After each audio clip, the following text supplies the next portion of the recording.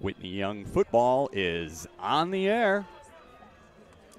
Hey everybody, welcome to homecoming night. Whitney Young Dolphins taking on the Phillips Academy Wildcats. I'm joined with Jack Wildermuth tonight. Jack, how's it going? I'm great. A beautiful night here at Lane Stadium, Barry. Yeah, we're camped in here next to the band. So if you hear a random cymbal or something like that going on, that's just the band striking it up. Awesome day so far for the Whitney Young program. I was down at the pep rally earlier today. Just phenomenal the way this school gets together, the school spirit, and we'll go through some of the things at halftime as far as the different sports programs. But today we had dance team, poms, cheerleaders, band, all just doing a great job getting out there, showing Whitney Young spirit. All the other fall sports teams out there, and then our football team. So we're going to talk a little bit more about Phillips and what we've got facing us tonight. Phillips, a perennial power, a team that Jack probably hasn't lost a conference game in about 5 years. Probably not, Barry. I think last year Whitney Young's team played Phillips, went into that game 5-0 and came out of there with the loss and just terrible conditions down, I believe, at Gately. Yep, it was. And this year, no excuses tonight. A beautiful evening here. Yeah, it doesn't get any better. Side. Yep. So I had a chance to catch up with Coach Finger earlier this week to talk about last week's game against Lane and this week's matchup against Phillips. And here's what Coach Finger had to say.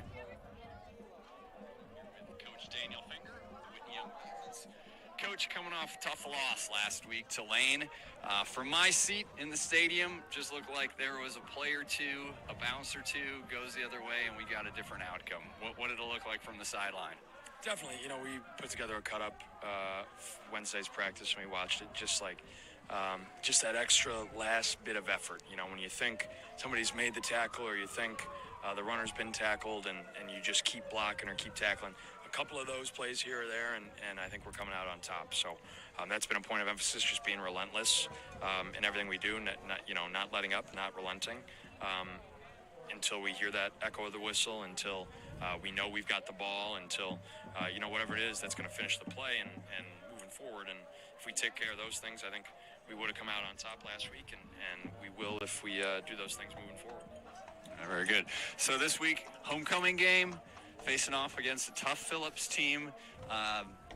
With Phillips, sort of throw the record out the window. We've seen what they've done the last couple weeks in conference play. What are you expecting on both sides of the ball? Yeah, we're excited. They're really tough defensively. They're not quite the high-octane offense they've had in the past, although they're going to be talented and well-coached. And, they're a program that hasn't lost a game in this conference in, I want to say, 5+ seasons. So, they're the standard. They know how to win. And even though the scores are closer than they've been in a long time, they find a way to get out on top. For us as coaches, they're super fun to prepare for. They do a great job coaching. They've got a diverse playbook offensively and defensively. On offense, they're going to go one tight end, one running back, 11 personnel, a lot of counter, run play, a lot of zone, and then some shot passes when they can. It's also the first offense we're going to see that's going to run RPOs like we do. So that's exciting for our defense. And then defensively, we're going to see a lot of man coverage, a lot of zero, a lot of one, which is going to challenge our guys on the perimeter and mean we're going to have to take care of our P's and Q's, but also gives us an opportunity to make big plays downfield too if we take advantage of it. All right, thanks a lot, Coach. Go Dolphins. Thank you. Go Dolphins. All right, that was Coach Finger earlier this week.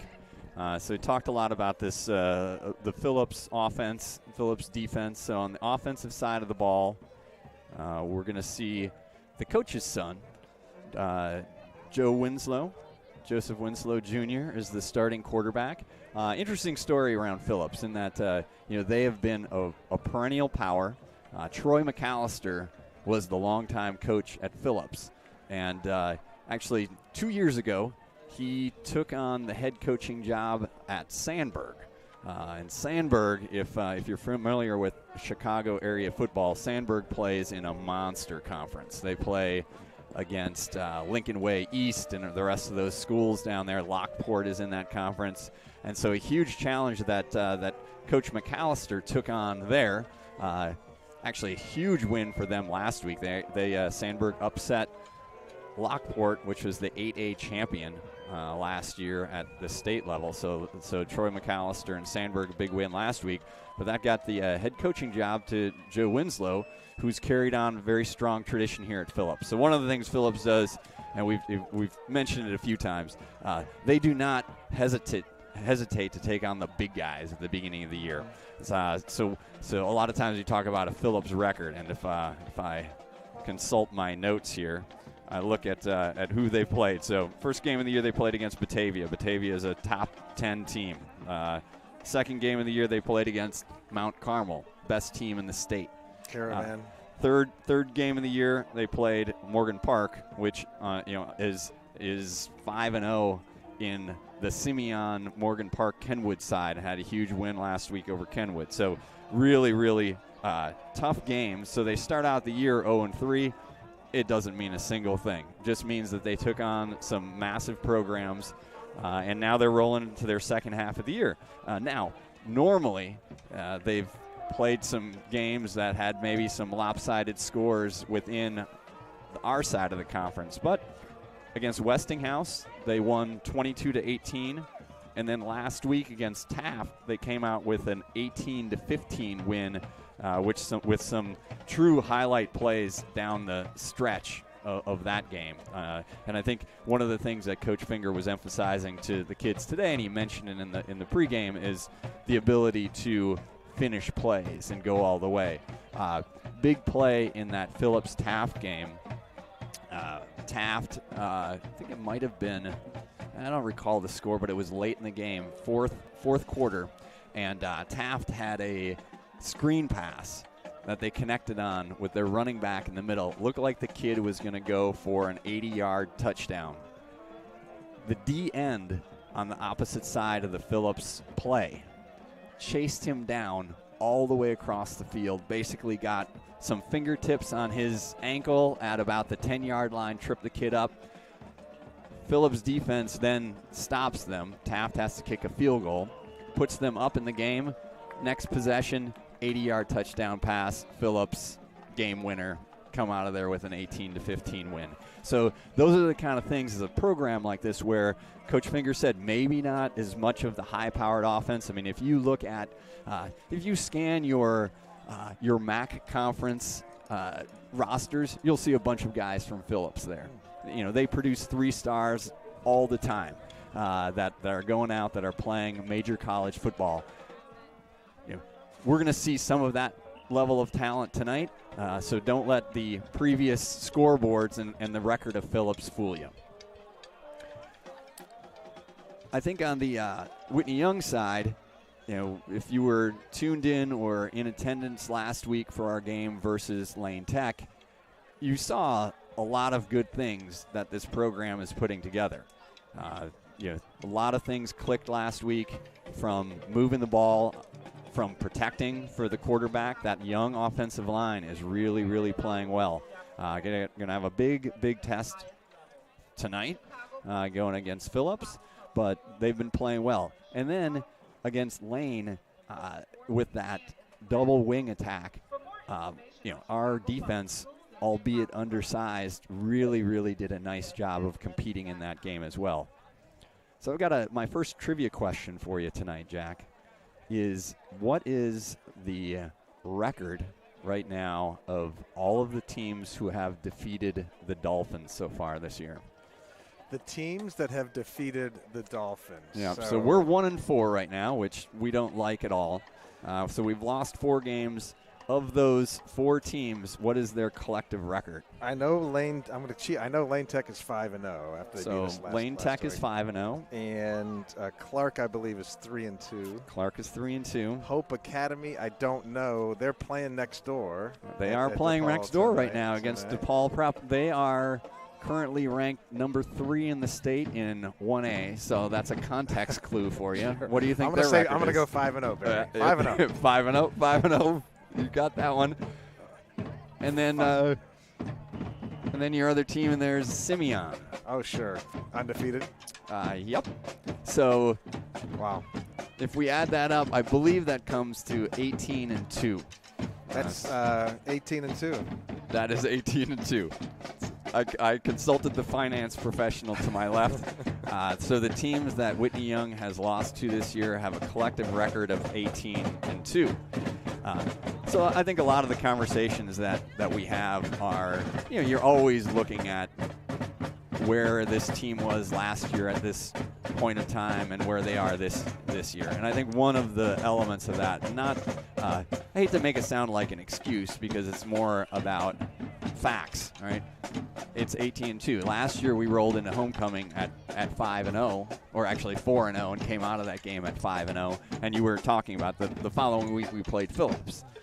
But those first 5 games were different than the first 5 games that we played this year as far as quality of competition on the field. I think the other big thing, and we've talked about it throughout the season, and at homecoming today, one element that was a lot quicker in the program was that they always announce the seniors as part of the homecoming celebration. So they only had to announce 3 guys today. Alex Dale, Brandon Bardsma, and Jacob Mraz. So 3 seniors on this team. And I think when you also look at, I guess both the challenge on that is that you've got a lot of young guys in the starting lineups. A lot of young guys getting playing time on both sides of the ball. And I almost think about if I critique my performance this year, is I probably don't spend enough time telling our viewers who's a freshman and who's a sophomore. Just watching the warm-ups right now and watching Quinn Duhan come around the end on a jet sweep. I mean, Quinn Duhan is a sophomore. And think about the number of times we called his name both on offense and defense last week against Lane and all year, really. So you really think about this team as being a team that really only had a handful of returning starters on both sides of the ball. And that's been a challenge, and also guys in key spots that even people that are juniors, Bennett Newman as a starting quarterback, Jason Perez as a starting tackle, guys that Tyson Hayes as a starting safety. Those guys are juniors but didn't get a whole lot of time or any time on varsity last year, and so they're seeing a lot of those reps. So now as we roll into the second half of the year, you want those guys to be playing, everybody on the team playing up another notch, putting some of those reps to work. And we're hoping to see that tonight against a tough Phillips Wildcats team. Great point, Barry. Yeah, Coach Finger calls, when he sends emails, it's great. He says the Young Dolphins, which is the Whitney Young Dolphins. But in this case also, this is a very young team. And at the kickoff of the Phillips game last year, Quinn Duhan made the tackle to open up the game, got us off on the right foot there until the elements were too tough for us. But I think you're right. As we get later into the season, these are real varsity reps. A lot of the young Dolphins have been getting. So we've got a nice crowd here tonight. Again, we're in the middle of the band. We hope you can all hear us okay. Whitney Young bussed a bunch of the students up. I think they're on the other side of the press box from us, which is probably good. Keep us away from the riffraff. So we're going to get started in about 4.5 minutes here. Also want to mention, I think I said last week, we got Jane Hu on the camera. And Jane, Jack, this is in a direct response to your last camera work at the Clark game. The second half of the Clark game, I was busy watching the game. I enjoyed watching it, but for the viewers, it wasn't top notch. So we're glad Jane is here. So we're happy to have Jack focused on his duties tonight. Jane focused on her duties, and I did. If any of you caught the Lane Tech game. Definitely a nice way to watch that game. So we appreciate Jane's work out here tonight. I haven't seen captains go out. Usually I'm scrambling around and I miss that anyway. So the fact that I'm ready in advance, that works. That worries me a little bit. But now you see Coach Finger down on the field, Coach Eddie Boucher, offensive coordinator. So we might as well discuss a little bit now on the offensive side of the ball. Not to reveal any secrets that might get sent over to the Phillips side, but starting quarterback Bennett Newman has been a little banged up and will play tonight, but it was a little bit of a touch-and-go situation during the week as far as if he would be able to suit up and play. So what we're going to probably see a lot of tonight is Anthony Hood in that normally in a Wildcat position, but maybe even in a more traditional quarterback position for the Dolphins. The word is that Newman will play, but probably more in a 2-minute drills and maybe obvious passing downs. We'll see how that plays out through the course of the game. When what the Dolphins did run that Wildcat extensively back in the good game, it worked extremely well. Worked extremely well getting yardage by both Hood, who had 2 rushing touchdowns that game, as well as Joseph Clayton, who busted off a long run, and Luke Yolich, who also had a big day rushing. So we'll see if that attack mixed with more of the traditional Dolphins spread attack when Newman is in there. We'll see if we can keep the Wildcats on their heels tonight. Coach Finger talked about the Phillips offense. You'll see a lot of concepts similar to what you see with Whitney Young. So you'll see them in a spread formation, single back behind the quarterback.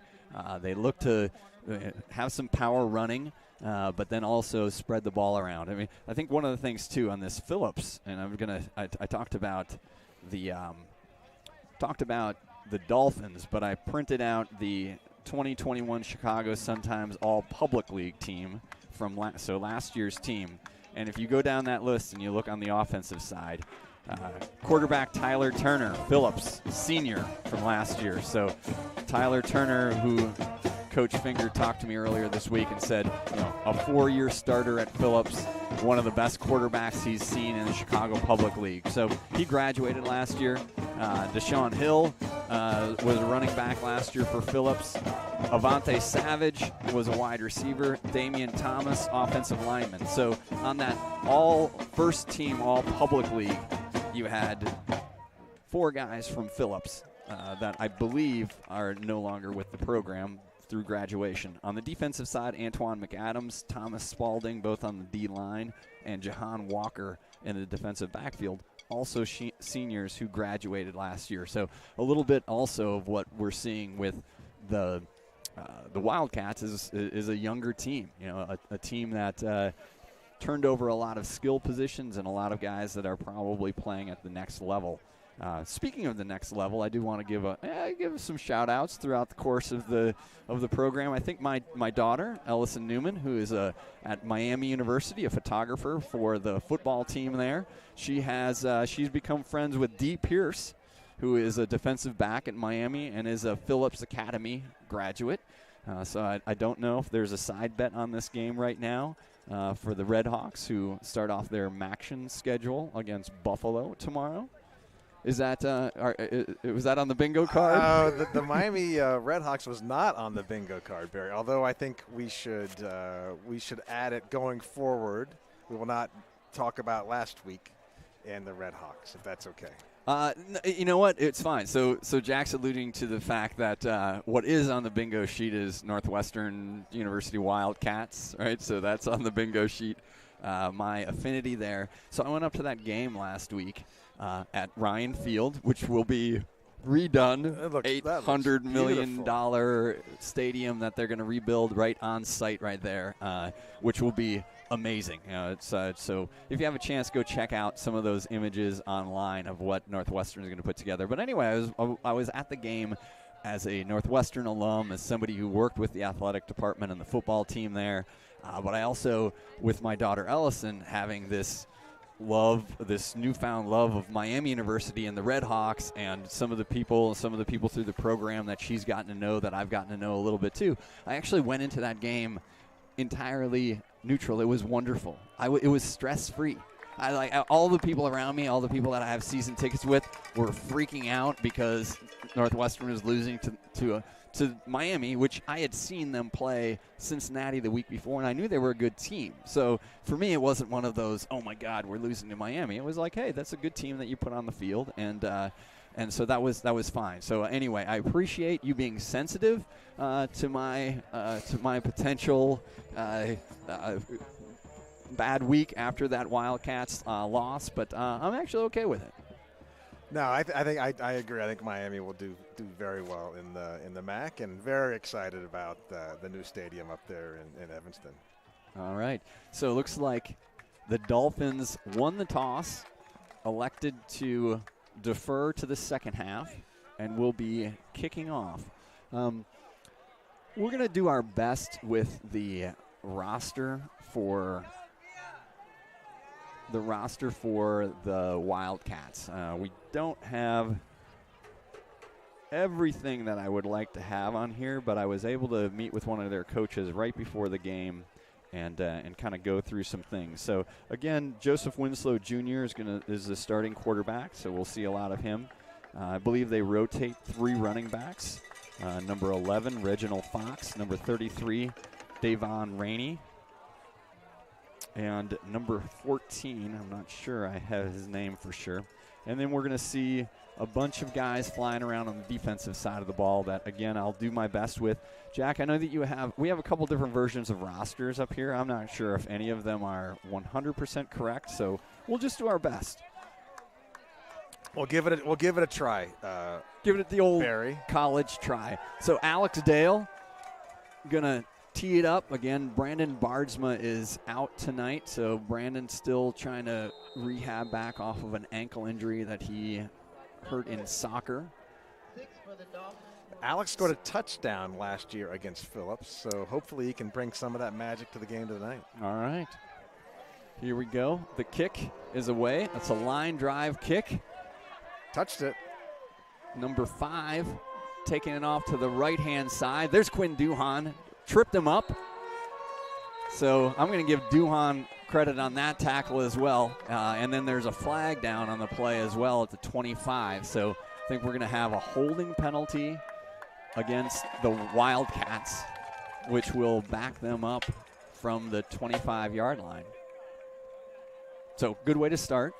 I think one of the things tonight, always, it's a little bit redundant, but it's about mistakes, and special teams plays a big part of that, because those are plays that can really big chunk yardage one way or another. So the fact that they look like they had a halfway decent return there, that they're going to start past the 30-yard line, but now that's going to be backed up at about the 22-yard line. They're going to start 22-yard line. Winslow is going to take over.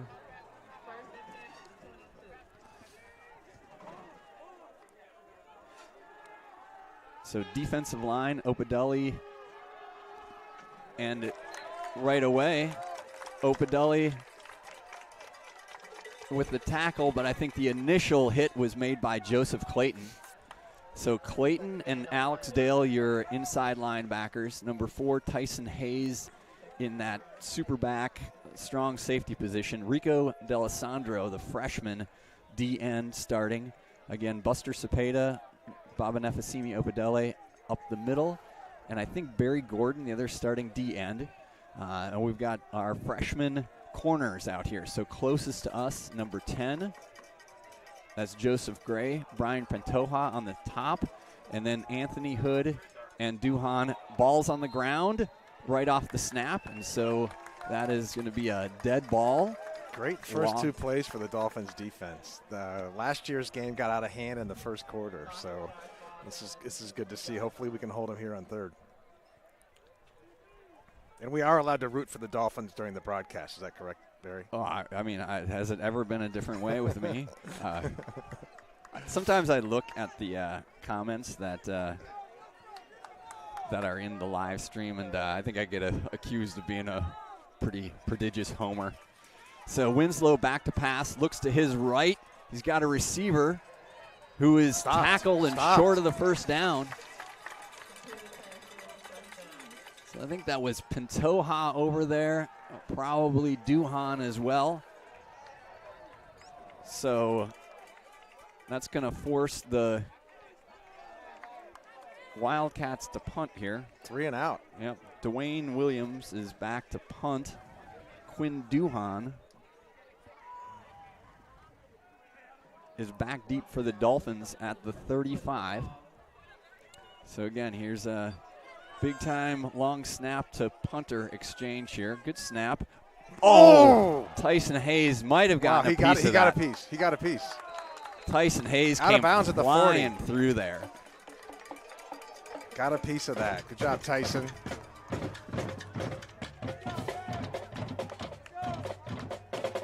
Dolphins are going to be first down at the 41 inside of Wildcat territory. So nice job right out of the gates for the Dolphin D and Dolphin special teams. So as we mentioned at the top, Anthony Hood is in at quarterback. So we're going to call him a quarterback and not even a Wildcat in this, because he probably will be looking to do some more passing than what he has in the past. So power sweep. Hood puts his head down, delivers a hit, and gains about 4 across the 40. So I do think that was one of the things that Coach Finger and Coach Boucher are excited about when, it's always, you always want to get Anthony Hood the ball as many times as you possibly can in a game. He is just such a dynamic athlete. And so putting him in this position gives the Dolphins that opportunity. So brings up second down and about 7. Handoff to Clayton.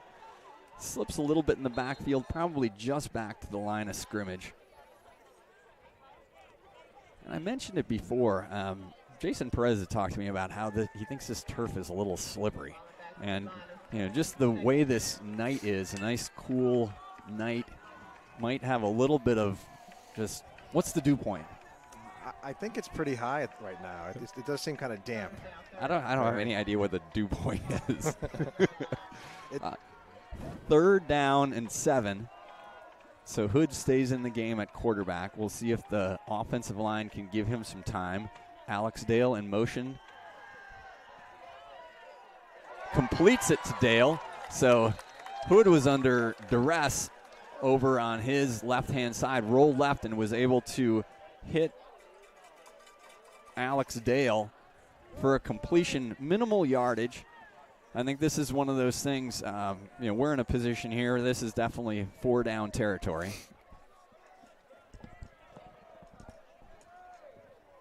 So Hood comes back on at quarterback. Starting offensive line against Nick Dale at center, Buster Cepeda and Baba Nefasimi Opedele at guards, Jason Perez and MJ Woods as the starting tackles. So they'll have their work cut out for them against a tough and athletic Simeon team. Quarterback draw. Good tackle. So there's number 58, whose name I'm not sure we have. I think it might be Robinson when I was talking. So he's the kid that made the play against Taft.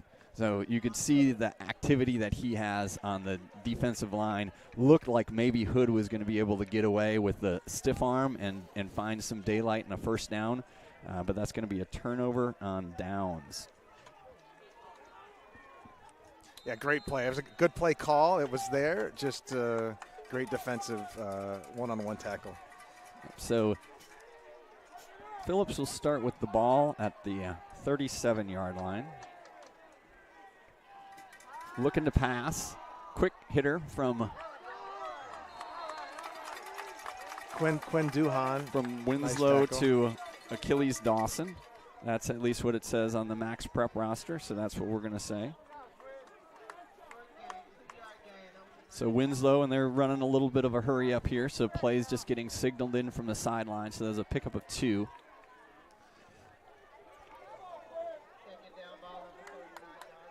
Winslow in the shotgun. Handoff up the middle. Big gain. I think that was Joseph Gray hanging on, bringing down number 33, Devon Rainey. So there's a first down pickup. First down pickup for Phillips. Just inside the 50-yard line. Barry Gordon hustling off the field. I think Harrison Gasso checking in at the DN position for him. So Winslow again with the handoff to Rainey. Tyson Hayes. Tackle. And Joseph Clayton cleaning it up. So somebody shot through there. Maybe it was Rico D'Alessandro to start with, but Tyson Hayes, nice job wrapping up and dropping Rainey for a loss of 1.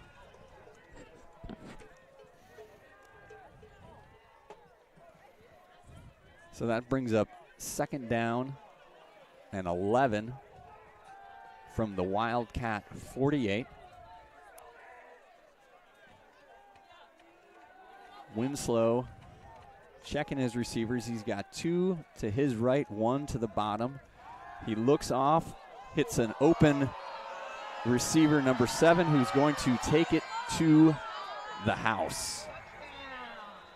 So that was just a quick slant, caught it on the run. Winslow delivered a nice pass on the run. Daquan Phillips? Daquan Phillips. I do think that is Daquan Phillips. So Winslow to Phillips on a 52-yard touchdown pass.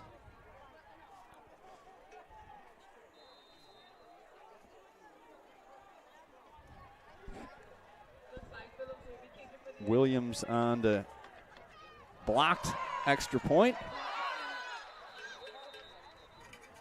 So I do think that Phillips in the Taft game had every extra point they attempted blocked.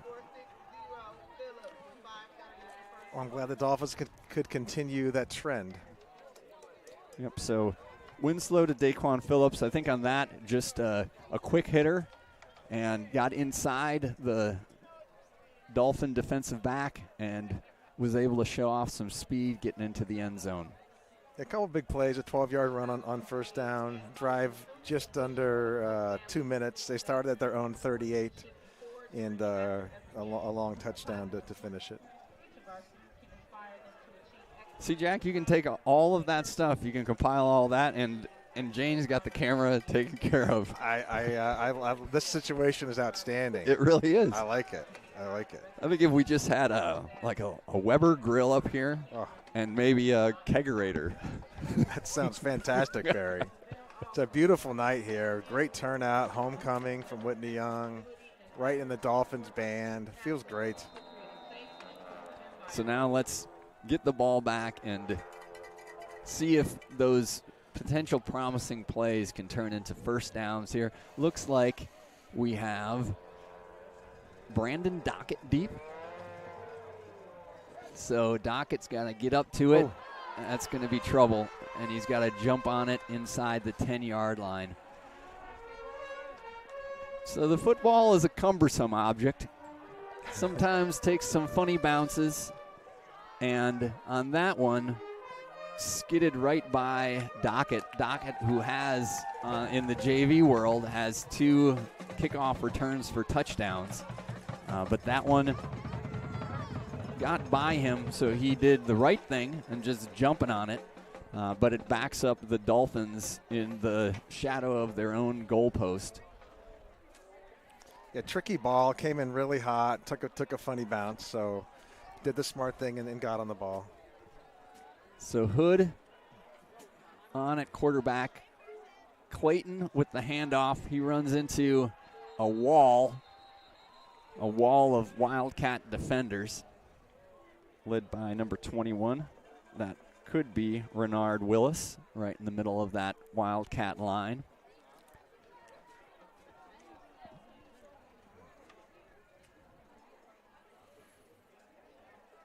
So Hood coming over, getting the play again. Wide receivers we're going to see tonight. Harrison Gassa, who had a nice touchdown catch last week against Lane, number 21. Quinn Duhan, who we've already talked about a bit. Quinn doing a lot for this team all over the place, number 5. Alex Dale, senior tight end, number 6. There's a handoff to Clayton. Clayton Taking it upfield. He's at the 30, but there is a flag, and it's going to be coming back. Oh, great run, great play. That's too bad. That was almost our Sorelli's Finer Foods first down. It almost was. I mean, we can give it anyway. So if anybody out there is thinking about what you need for dinner, think about Sorelli's Italian beef. You can't go wrong with that. I think Italian beef along with the Weber Grill. I mean, 6454 West North Avenue, Sorelli's Finer Foods.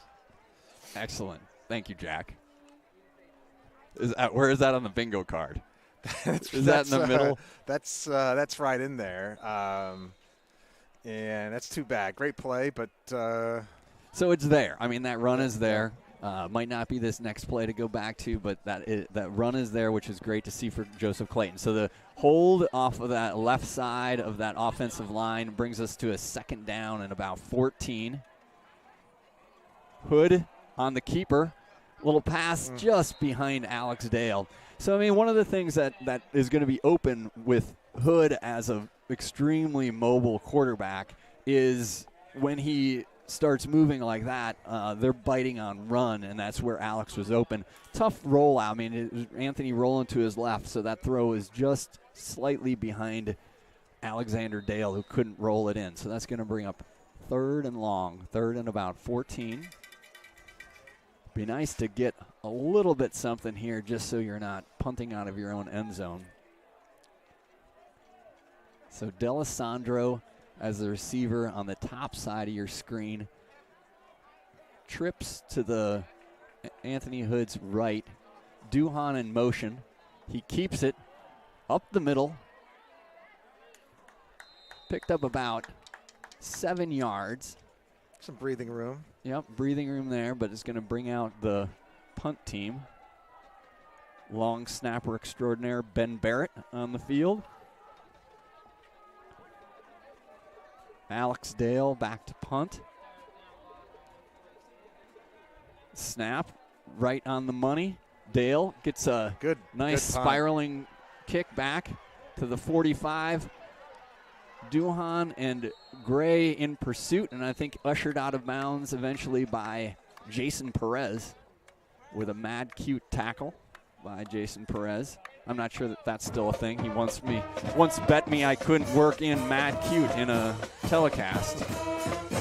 That's also now on the bingo card. I mean, here's the thing, Jason. I can pretty much say anything I want to up here. I would hope I don't get fired. Here's Principal Ricky Harris. He was a superstar at the pep rally today, in attendance tonight. Oh, fantastic. Doing a great job in my view. Taking over after the legendary Dr. Joyce Kenner is not easy. I think he's doing not a nice easy job. at all. Yeah, but he fit right in today, man. His school spirit is strong. So from the 30, handoff up the middle. And either Duhan or, I think Duhan on the tackle on the backside. So that, again, a quick hitter. I think that was probably number 14 or number 11, Reginald Fox, I think. I think that's Fox. He gets the handoff again. Baba Nefasimio Padelli with a tackle in the backfield. So we've seen a few times that the D-line of the Dolphins has been able to knife through there and get a hit in the backfield. So that is Fox. So, again, they're going to rotate some running backs. We saw Davon Rainey last set of downs, now Reginald Fox. So 2nd and 10, just outside the 10-yard line for the Wildcats. I did forget to put up the score before, but it is 6-0 right now. I'm going to put it up now, but it's not like they just scored a touchdown. And that pass is over the head. Good coverage by the Dolphins. Third down. I think Brian Pantoja and Duhan and Hood back on that coverage. Buster Cepeda checking out. I think Nick Dale probably in right now at a D tackle position next to Baba Nefasimi. So brings up third down. Big play here for the Dolphins.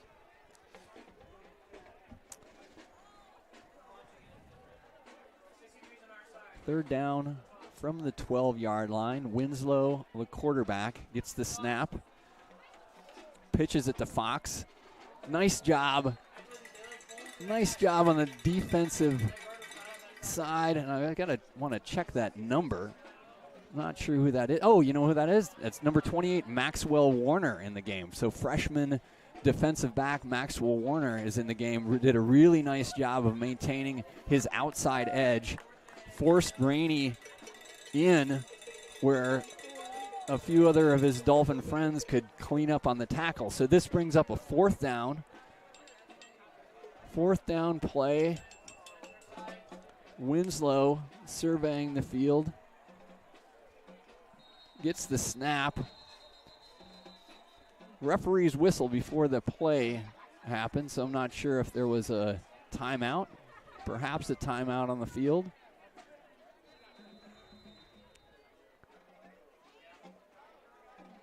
Waiting for the referee signal. He's timeout. Timeout, Wildcats. So key fourth down here, Barry. Great field position to start for Phillips. We can hold him on this play. Be a great outcome. Yeah, and what they were showing there was the quick pitch to Rainey. He's had a big run. Oh, actually, to Fox, sorry. 11 is Fox. That's what we're guessing on. So we'll see if that's what they look at here. So again, Phillips with a 6-0 lead. And a big touchdown pass on their last drive. But the Dolphin defense, or this drive started in Dolphins territory. Dolphin defense trying to stiffen up here and hold Phillips out of the end zone on the fourth down play. So looks like they're coming out with a different look. Almost looks like a full house backfield. I don't even see Winslow out there. Nope, I think they're looking for a direct snap to 33, and he's in for a touchdown. So they went to the Wildcat formation there with Davon Rainey taking the direct snap, finding a gap off to his right-hand side to go in for the score. Dolphins did a nice job of forcing them into a fourth down situation.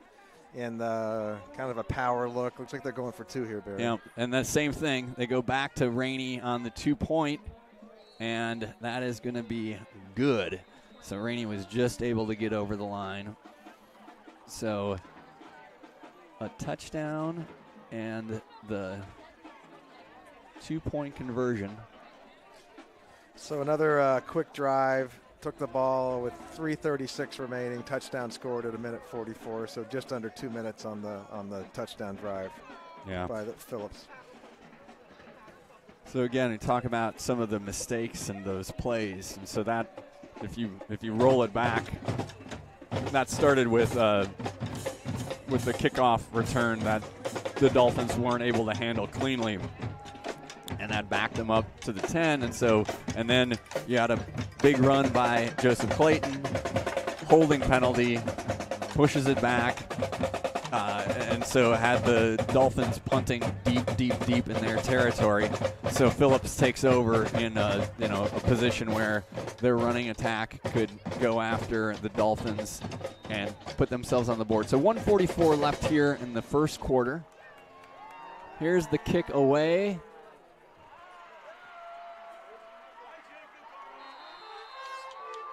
And that was Maxwell Warner, I think, again on the, or not again, but Maxwell Warner on the return. So Max has had some really nice plays in JV games, and so rewarded with some playing time here on the varsity. So a nice defensive play for him last time, and a nice kickoff return that gets into just about the 30-yard line. Better field position this drive. Just make something happen. So Hood's still rolling on a quarterback right now. He's actually empty backfield. Clayton, Duhan, and D'Alessandro to his right. Alex Dale to his left. Anthony Hood keeps it himself. Got a block in the middle of that line by Alexander Dale, and picked up a couple. So a different look there. Trips to the right. Dale in motion, trying to put another helmet on a Phillips defensive line player. So Anthony Hood was able to grab 3 yards in there.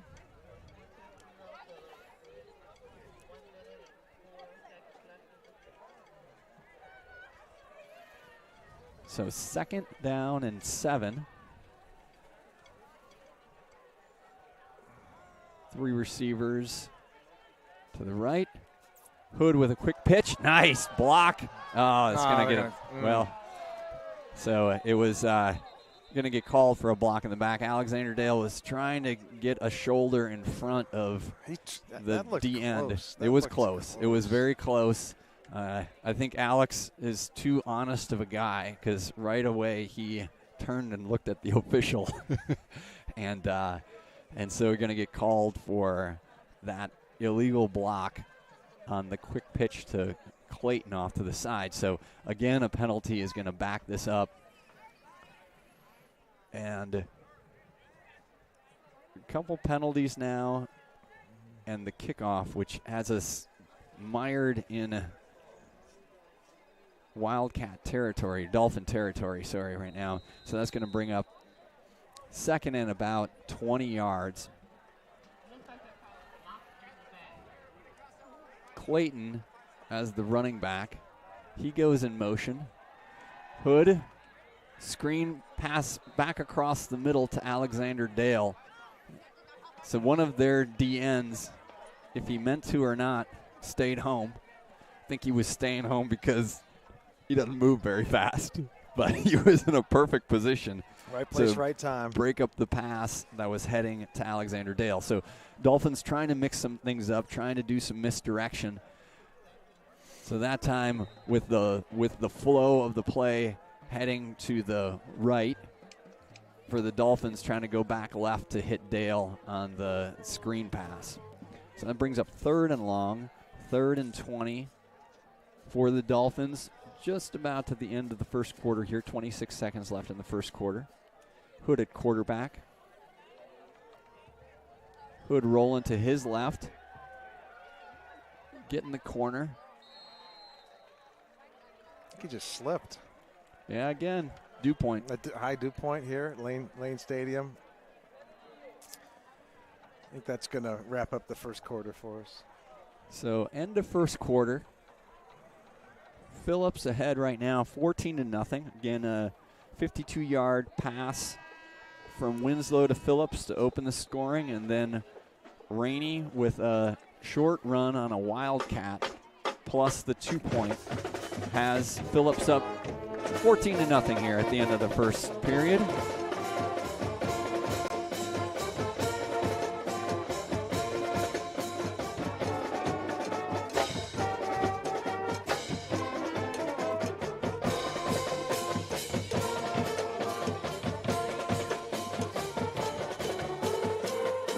Jane doing a nice job of getting the band in.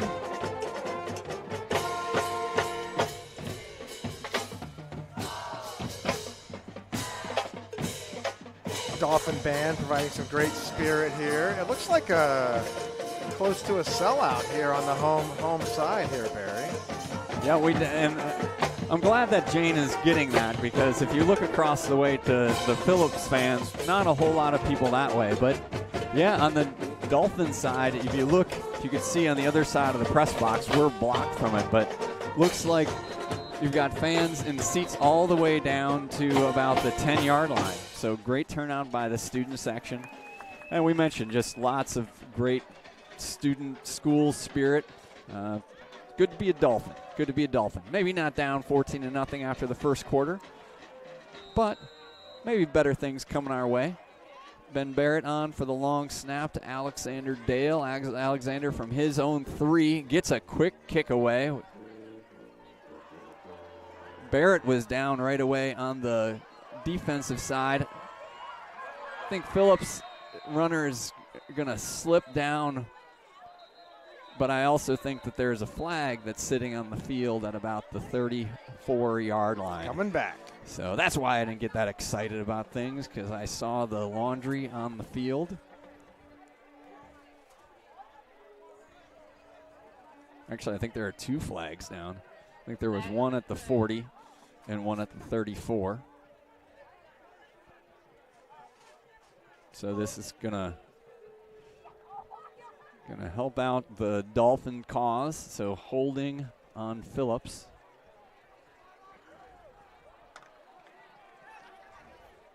Our referee's got some stylish gloves out there.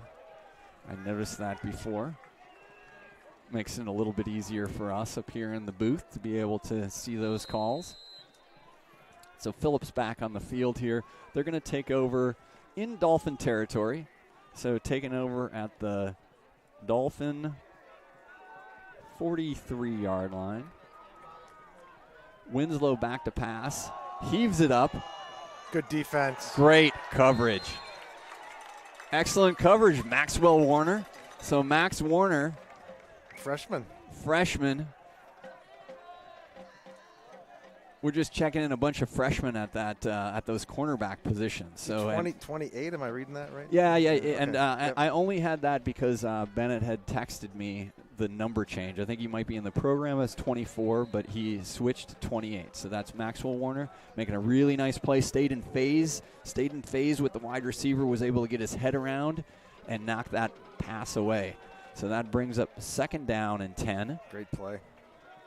So I think Joseph Gray, probably the other freshman corner on the other side. Run up the middle. Nice tackle, Joseph Clayton. Clayton from his linebacker position.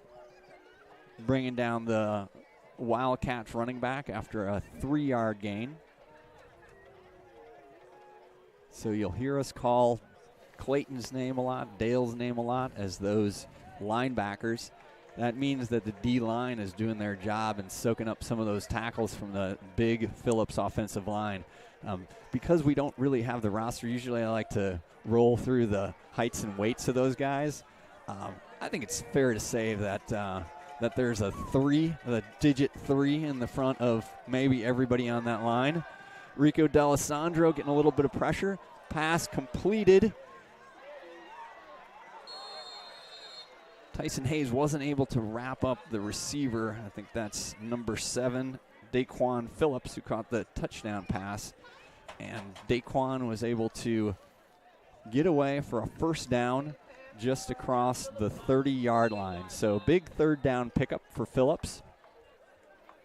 Yeah, Tyson Hayes closed on him nicely. Just an extra move to the outside. Got him the 1st down. So Winslow at quarterback. Reginald Fox checks back in at running back. So Fox was a lot to handle on that last possession. He gets the handoff again. Barry Gordon making the tackle. Also good pursuit by Quinn Duhan. Barry Gordon was held that entire play and still made the tackle.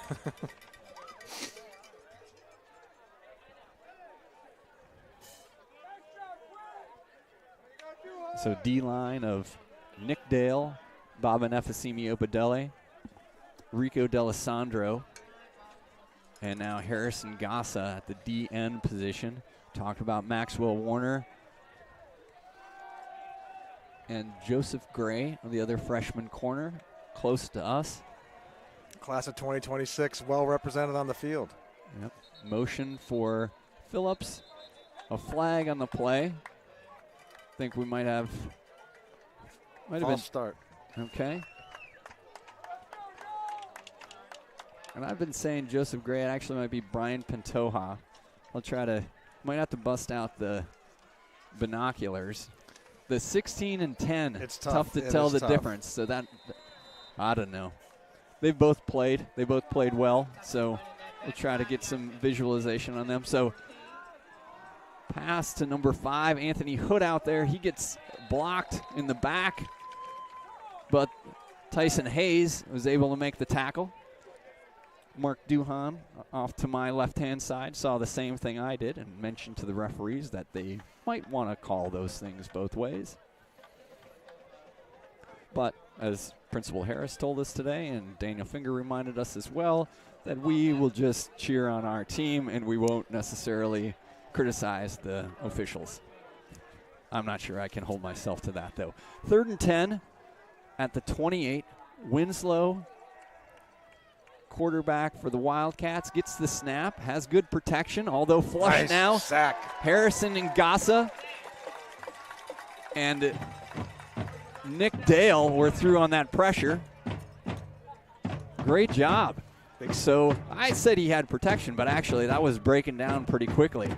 And really nice push by that D-line. That's going to bring up 4th and long. Big play. Whitney Young drummers joining in on the fun. As well they should. So this is one of those situations. We saw it come up a couple times in the Clark game where you get either 3rd and long, 4th and long, and this is where that Dolphin defense needs to come up big time and get the ball back in the hands of the offense.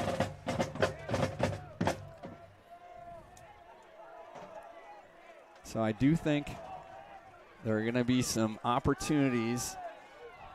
High pass. Maxwell Warner was looking at 6 points in the end zone. Now, that's okay. I'm going to give you the upside. It was 4th down. It was 4th down. Maxwell Warner saw his first varsity touchdown in his grasp. But I was just about to say I think that there are going to be some interception opportunities for the Dolphins tonight. There was one there, but turnover on downs. Turnover on downs. The Phillips Academy Wildcat drive. It started at 11:46, about 4 minutes off the clock. Got a first down, and the Dolphins held. All right, so good opportunity for the Dolphins. Finally in a better starting field position. So at their 33-yard line, Hood motions Dale in. Hood on the carry. Hood wrapped up immediately. Now we might be getting a face mask on this. So number 44 for the Wildcats got up in the face mask of Anthony Hood. And so that's one of those mistakes. That's a mistake Phillips' way because he clearly had Hood tackled, but decided that he wanted to do a little can opener move on Anthony's head there. And that's going to march off, as we know.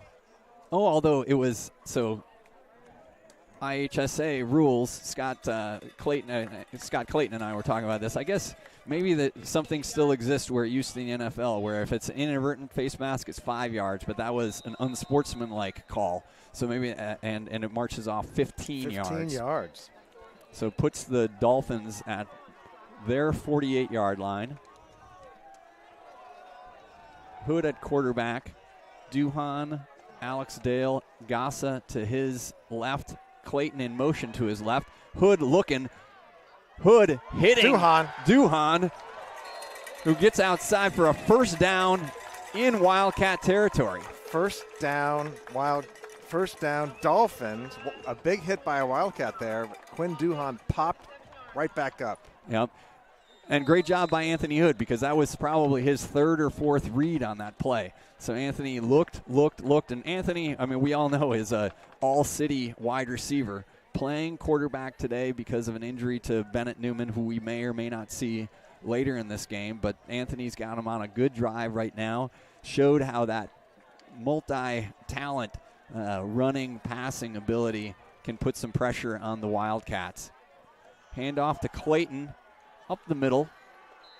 It gets swallowed up pretty quickly, but it gains a few yards. Again, that's number 58, Robinson, who's kind of all over the place for the Wildcats, if I'm right on his name.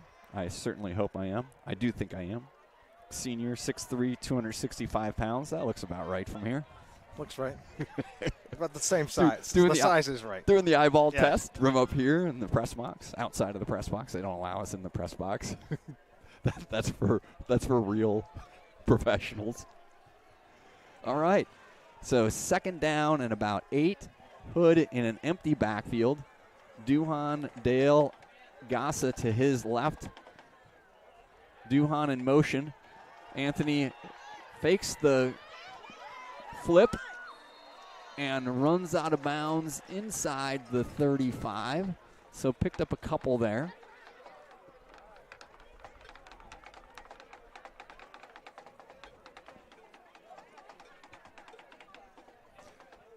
So again, a different look for the Dolphins tonight with Hood back there. 3rd down. I think we're in 4-down territory here. Absolutely, absolutely. So I think you picked up about 3 on that play. So 3rd and call it a long 4 right now. 4.68 yards. Hood. Duhan in motion to his right. Now he's got trips to his right. Clayton behind him. Hood back to pass. Rifled in and it's picked off. And so whatever happens here. Block in the back. Huge block in the back coming back by number 60. I think we got a little friendly fire over on that side between Duhan and Buster Cepeda. Nick Dale, actually. Nope, Buster Cepeda. So hopefully those guys can shake it off. So Hood was trying to sneak that one in. Got picked off by the Wildcats. Massive block in the back at the 30-yard line. So Dolphin drive ends. Flip of the field, at least, from that situation where Dolphins got a little bit of a drive. Had the pass from Hood to Duhan to give him a 1st down. Had a couple runs of positive yardage, but then the interception that the Wildcats took at, and I think the flag is at the 30. 5:13 left here in the 2nd quarter. I'm probably doing a bad job of filling everybody in at home and where we are on the clock. I think it has something to do with the band being right next to me. Dolphin band are firing people up, Barry.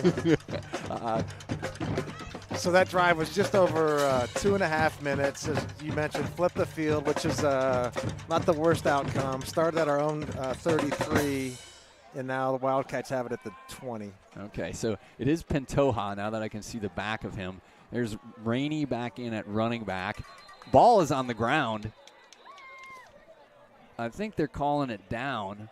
Ball was on the ground, but maybe came out. I don't think the officials really had a look at it. They're sort of looking at each other, kind of shrugging their shoulders and saying, "Oh, I guess he was down." So good job by the middle of the defense. So Nick Dale, Baba Nefasimi Opadele at the D tackle positions, Alexander Dale and Clayton at those inside linebacker spots. So going to bring up 2nd down and 5. Winslow at the quarterback position. Winslow back to pass. Flips it over to number 14. Wrestled down quickly by Clayton. Duhan was there first. And Duhan. And, that's a tough kid. He must have some Akron DNA. I think that's Akron DNA. And I think we decided last time that Akron DNA is made up primarily of gravel. It is gravel. Yeah, it's gravel. Yeah. Maybe a little cement in there, asphalt, limestone. A lot of good minerals there in Northeast Ohio. Absolutely. So timeout on the field. 4:07 left here in the 2nd quarter. So the Phillips Wildcats came out. Were able to first drive. We were able to get a stop, and Tyson Hayes had a partially blocked punt. After the Dolphins went 3 and out, on downs. Phillips was able to turn around. If I'm right on this, you might have to correct me. But I think it was 3 and out on downs. Then Phillips had the 52-yard touchdown pass from Winslow to Deshaun Phillips. And then a Rainey run after another punt from the Dolphins. So brings up a pass. Nice corralled. Catch. Pantoja misses. There's Anthony Hood hanging on and eventually ushered out of bounds by Duhan, Gassa, and Warner.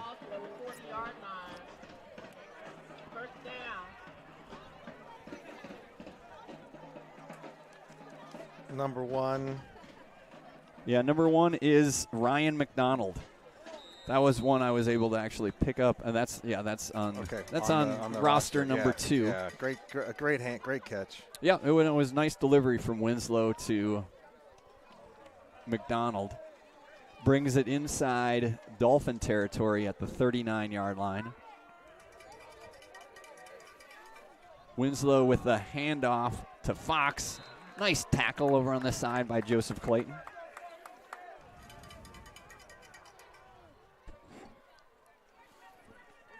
Looks like Newman's warming up here on the Lane Stadium track. Yeah, as I said, if they can get the ball over, they were talking about using him in the two-minute situation. So we'll see if the Dolphin defense can get a stop here. Jason Perez checking in on the D-line. Maxwell Warner, cornerback closest to us, opposite Daquan Phillips. There's a pass deep.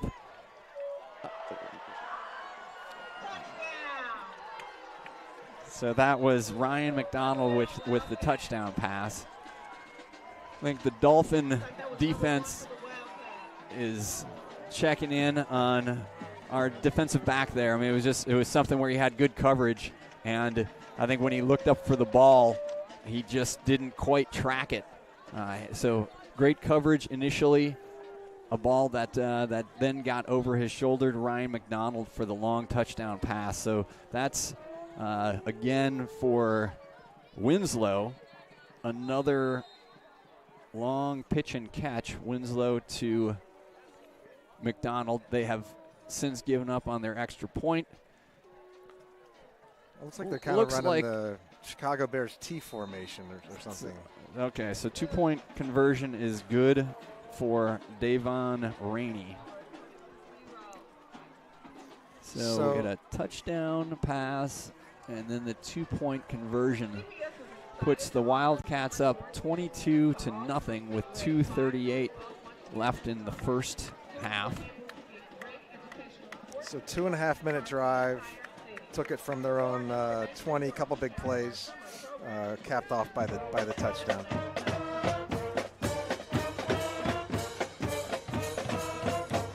Trial by fire for the Dolphin defensive back. So again, we talked about you have Pantoja, Maxwell Warner, Joseph Gray, and I want to get some eyes on Joseph Gray because he played a really, really nice game against Lane, and I haven't seen him in there the last couple series.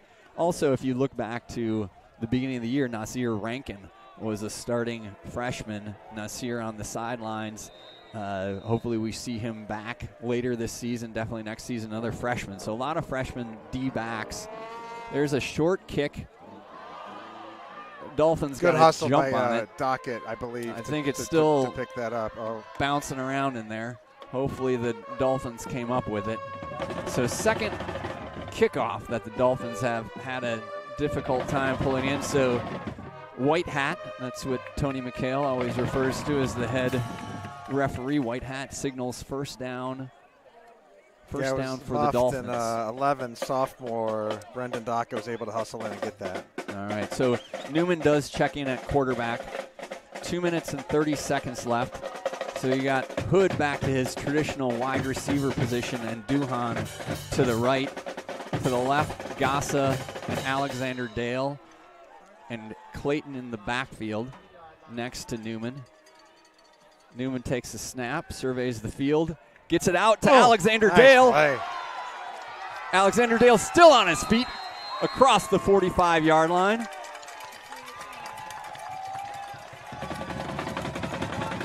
So a nice pitch and catch. Newman off the bench, delivers it to Alexander Dale.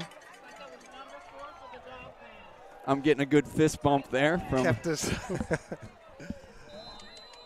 his feet in bounds, tippy-toed along the sideline, picking up an extra 5 yards. All right, so at the 45, first down. Newman back to pass. Pressure is on. He's got Harrison Gossa. Harrison Gossa across the 20-yard line.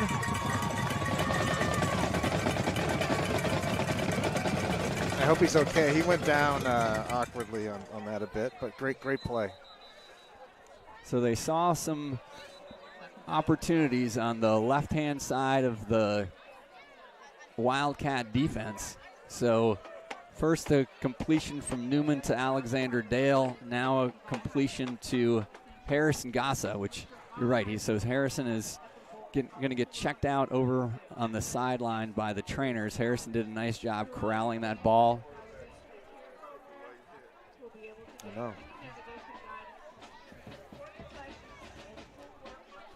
So 2:02 left here. Hopefully everything okay there with Harrison. Dolphins trying to put together a drive here at the end of the first half. We know that the band is still into it over here.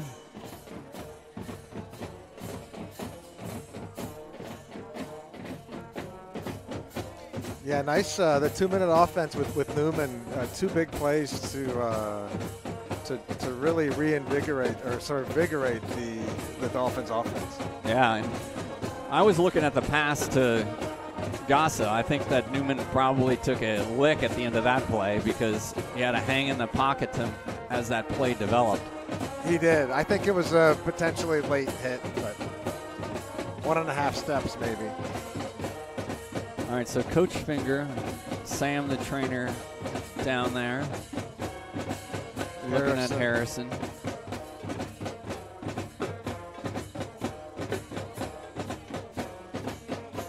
Yeah, he took the initial hit and then stayed standing up. Looked like he got twisted back. Hopefully he's okay.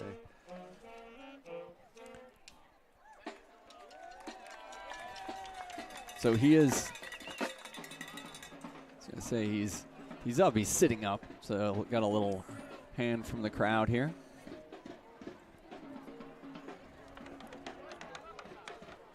That is another Sorelli's Finer Food Dolphin Pod first down, Barry. Excellent. Yes.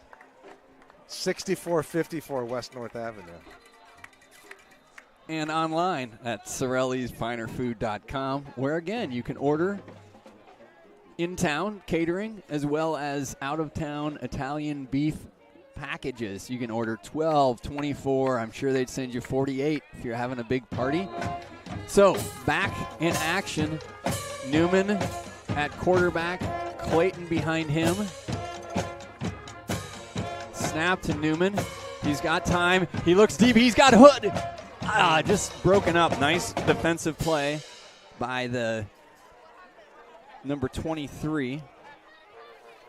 Number 23, Jarvis Bomar, I believe. Nice play.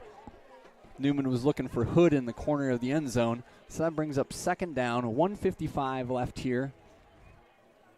Yeah, safety over the top. He tried to weave it in there. Close. So D'Alessandro checks in to Harrison Goss's position, so the freshman number 9. Alex Dale, Quinn Duhan to Newman's right. Handoff to Clayton. Clayton with Grun into just down to the 1 or 2 yard line. So that was a really, really nice play. That passing, Wildcats really had that in mind, and big hole opened up by Jason Perez and Buster Cepeda on that right-hand side of the end zone. First and goal. 1:40 left in the first half. Newman getting the signals from Coach Finger. Newman going under center. Newman under center with Clayton behind him. Newman with the quarterback sneak. I think he gets stopped short. Offsides on the Wildcats. Offsides Phillips. So that'll stop the clock with 1:20 left here in the first quarter. I think Newman had to look a few times over at Coach Finger on that call to say, you really want me to run this thing? So Newman is on the sidelines right now. They're running the clock. The Dolphins have all their timeouts left. So plenty of time here to make a play call, actually make sure that you don't leave Phillips with any time on the clock at the end of the half here. So Newman under center again. He's got Clayton deep in the backfield. He's got the entire Phillips defensive line looking at him, and that's Clayton brought down. Loss of about 4 yards on the play back to the 5-yard line. So Dolphins going to take a timeout here with 40 seconds left. That's okay, Barry. Second and goal from about the 5 now. The drive started with 2 minutes and 30 seconds left, so hopefully we can wrap up the half with a score. Yeah, so nice 2 big pass plays and then a nice run by Joseph Clayton. Hopefully the Clayton family, other than Joseph, vacationing in Italy right now, got the live stream up. We're global. The Dolphin Network. Dolphin Network is global. We got people scratching their heads around the world thinking about what the heck are these guys talking about. I wonder if Scott Clayton's going, you know, I'm in Italy, and yeah, there's a lot of good food around here, but you know what I could really go for? Sorelli's finer food. Absolutely. Italian beef. It's Italian beef. I Come so. on. Yeah. The nice Barolo over there. So Newman in at quarterback, second and goal from the 5, Clayton behind him. Newman brings Duhan to his right. Newman back to pass. Whistles on the field. Referee's going to get together. Somebody must have moved on the Dolphins side of the ball. So that backs him up 5 yards. Backs him up 5 yards, so it's going to be 2nd and 10. 39 seconds left here in the first half.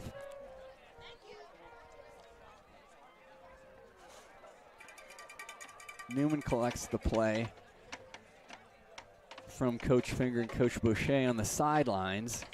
He's got Rico D'Alessandro, number 9. 5 is Quinn Duhan to his right. Clayton in the backfield with him. Hood with one-on-one coverage on the bottom of the screen. Newman rolls right, throws it up to D'Alessandro, just a little bit long. So looking for the basketball player, D'Alessandro. Putting it in a place where only he might have been able to get it, but just a little bit overthrown. So that brings up 3rd down, 32 seconds left.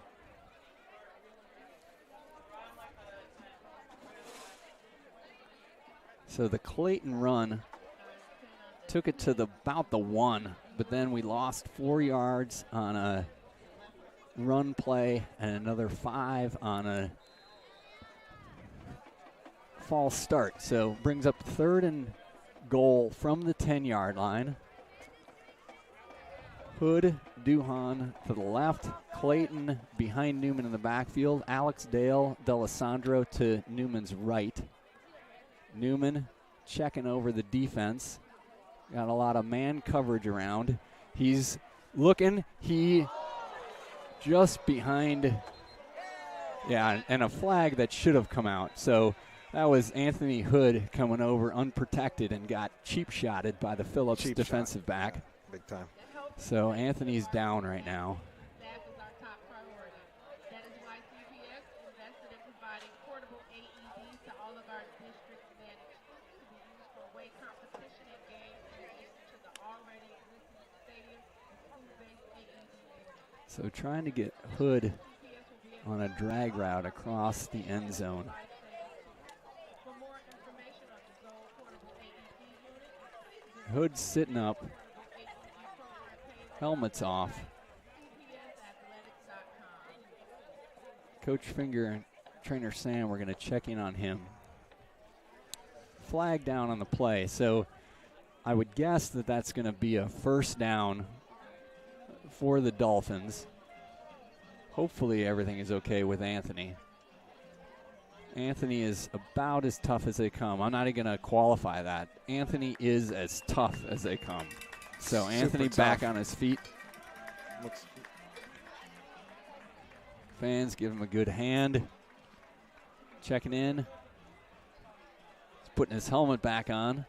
There was a penalty on the play, so I think the referee is going to tell him he needs to sit out for a play here, but maybe have to consult the IHSA handbook, but I think that's the right and safe call for Anthony to head to the sidelines for at least a play here.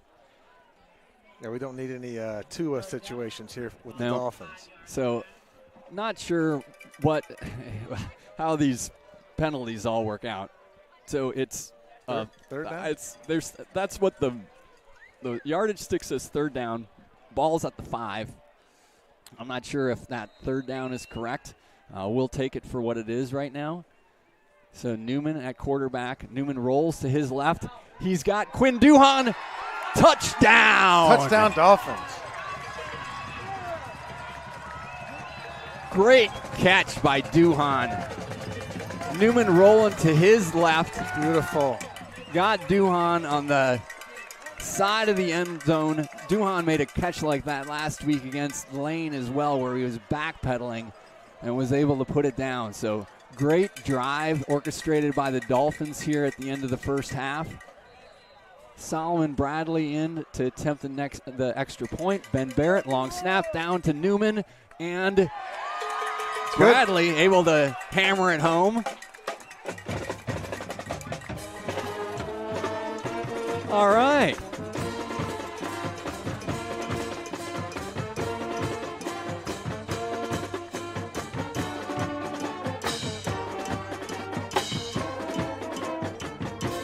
Great drive by the Dolphins. Took the ball over with 2 minutes and 30 seconds left in the half at their own 20. 2 big pass plays. First and goal, stumbled a bit, and then finished with a touchdown. 20 seconds to go in the half. So that's what Coach Finger has been talking about, like finishing things, finishing plays on the defensive side, finishing it on the offensive side. And for a few minutes there, I was worried that we were going to have another teaching moment after Clayton got stopped at the 1 and then the negative yardage play and the offsides. But Dolphins able to get it in the end zone. Long passes from Newman to Dale, Newman to Gassa, and then Newman to Duhan to cap off the drive. 22-7. 20 seconds left here in the first half. So really nice job in the 2-minute drill for the Dolphins against this perennial powerhouse Phillips Wildcat team. Alexander Dale. You thinking about an onside kick here, Barry? Heck no, Jack. Kick this thing deep and get out of here. Get out of the half. You just think that you think that Ginger Jesus can pull off another 20-second miracle here? I think he can. So Dale with you never quite know what's going on when the kick flies over there. Maybe it was a quasi onside. Anyway, out of bounds at about the 37-yard line. We didn't get any time off the clock, unfortunately.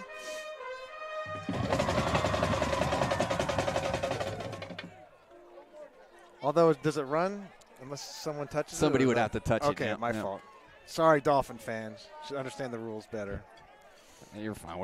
I have no idea where this ball should be placed right now. If it's where it went out of bounds, it looks like that's what it is. That's what we'll call here.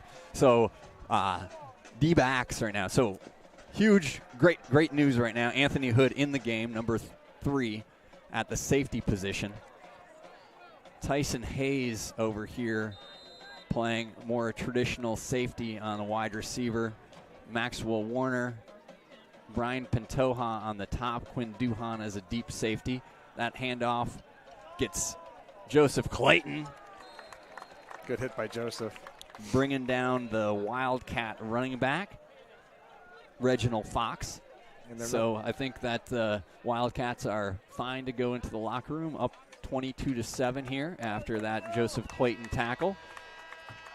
So we got a little pep back in our step here, hey, Jack? We do. That was exciting end of the half. Great drive, completed by Newman to Duhan touchdown. Good combination there.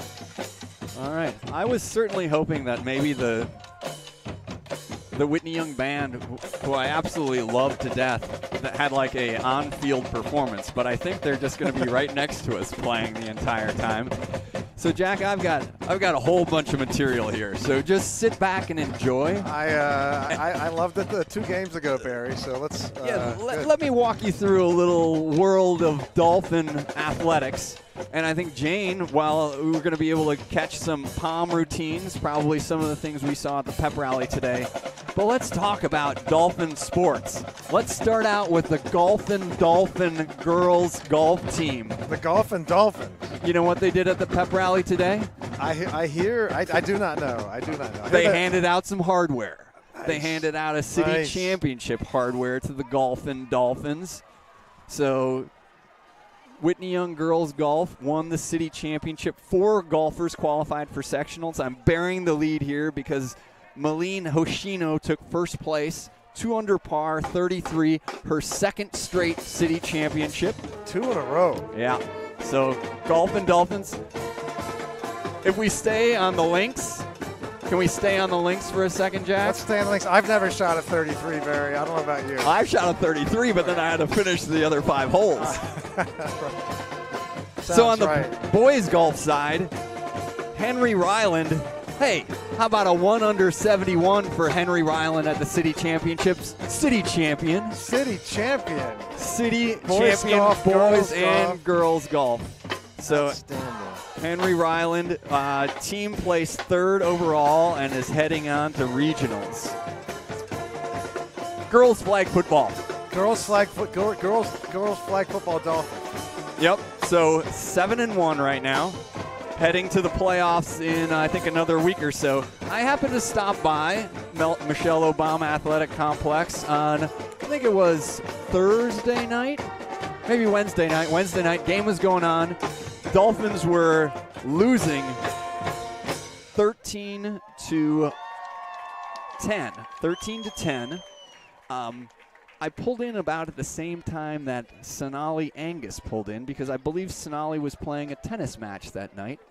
But Sonali rolled in as the quarterback for the flag football team, walked on the field, and pretty much did the same thing that Bennett Newman and the Dolphins did right here. Orchestrated a drive down the field, pass, touchdown pass, 2-point conversion, 18-13 win. Sonali Angus, if you don't know, Sonali Angus is in my fantasy football lineup, which I didn't know. I knew this tennis thing was going on, so I put her in. I have a super flex league, so I had her in the super flex. The week before, I had her in when she threw her 14 touchdown passes. So I'm not sure if this is on the bingo card, but do you know that Sonali went to grade school at Oscar Mayer, where she played with Quinn Duhan, Andrew Latham, Will Carter, Dolphin football players at Oscar Mayer. So she was a starting wide receiver because Luke Oberlin, who now is over at DePaul Prep, was a starting quarterback. And I think they might have had some big flag football rivalry matches against Alcott Elementary. The Alcott Wildcats. If I recall, Oscar Mayer got the better of us there, and the coach, Mark Duhan, was significant in the defense there for Oscar Mayer. I can only imagine. Volleyball. Volleyball remains undefeated in conference play. So just rolling along there. Jordan Rogers, 160 kills, and Claudia Ouimet leading the way as the outside hitters.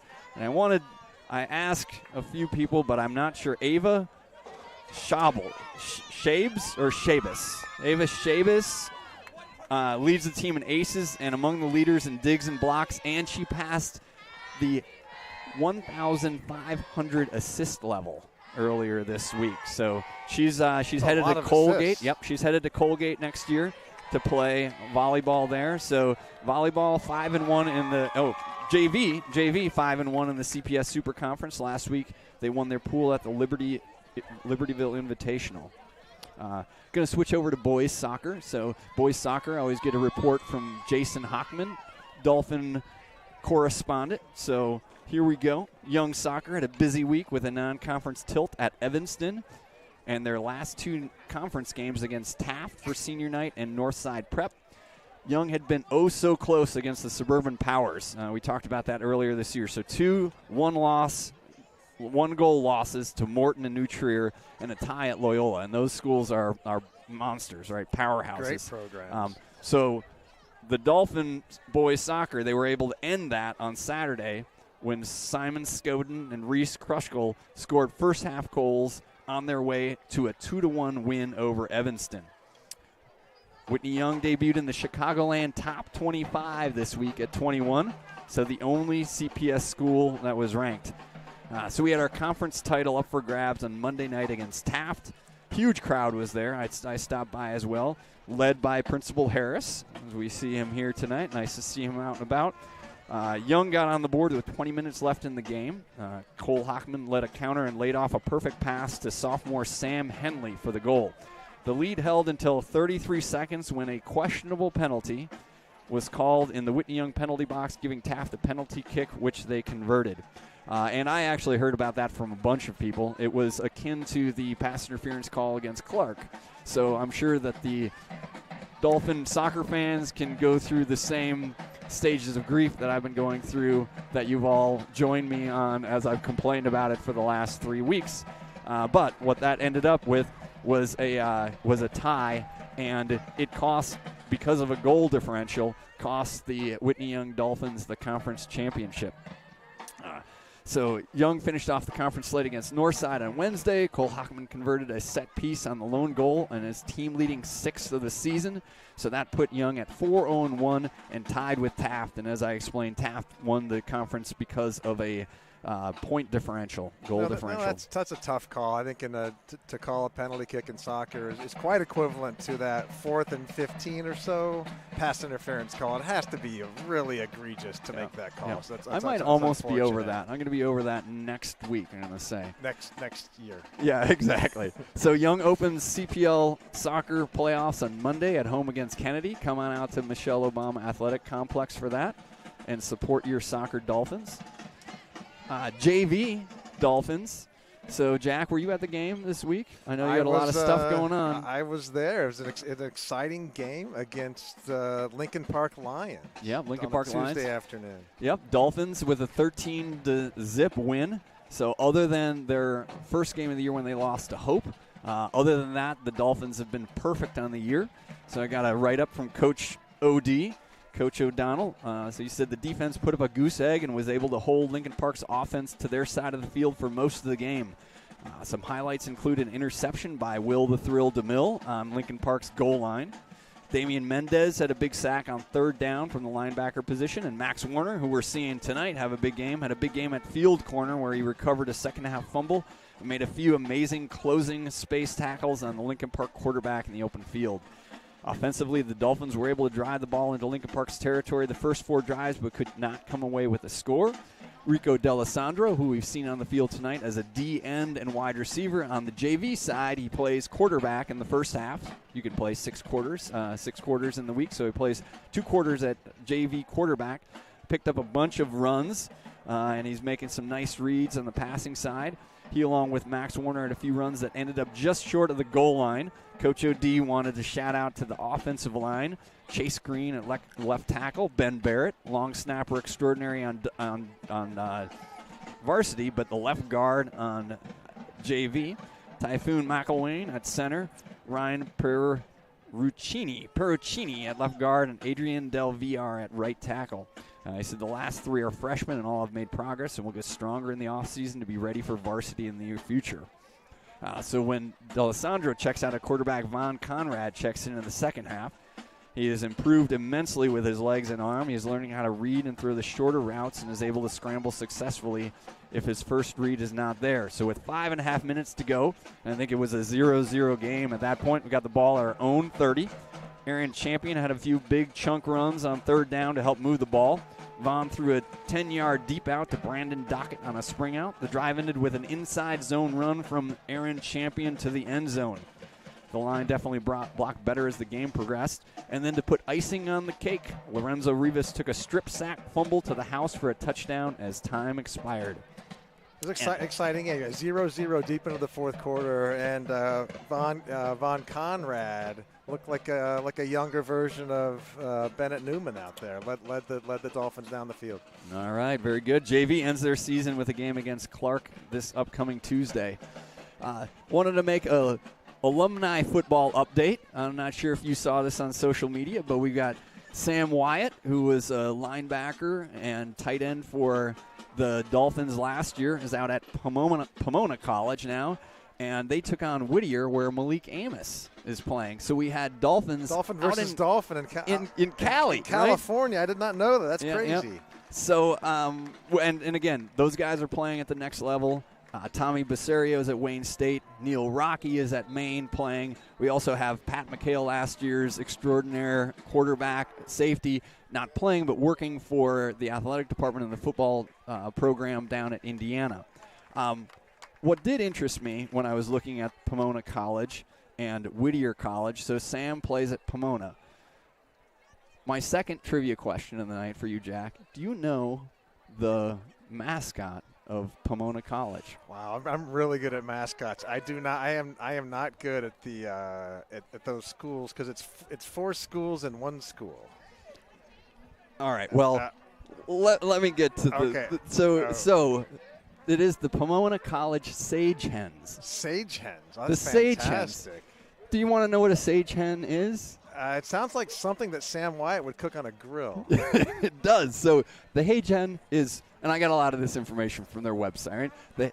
The Sage Hen is plump, prefers walking to flying, and is often likened to a chicken. It is the largest grouse in North America. All kind of interesting, but the Sage Hen has a quite interesting mating routine.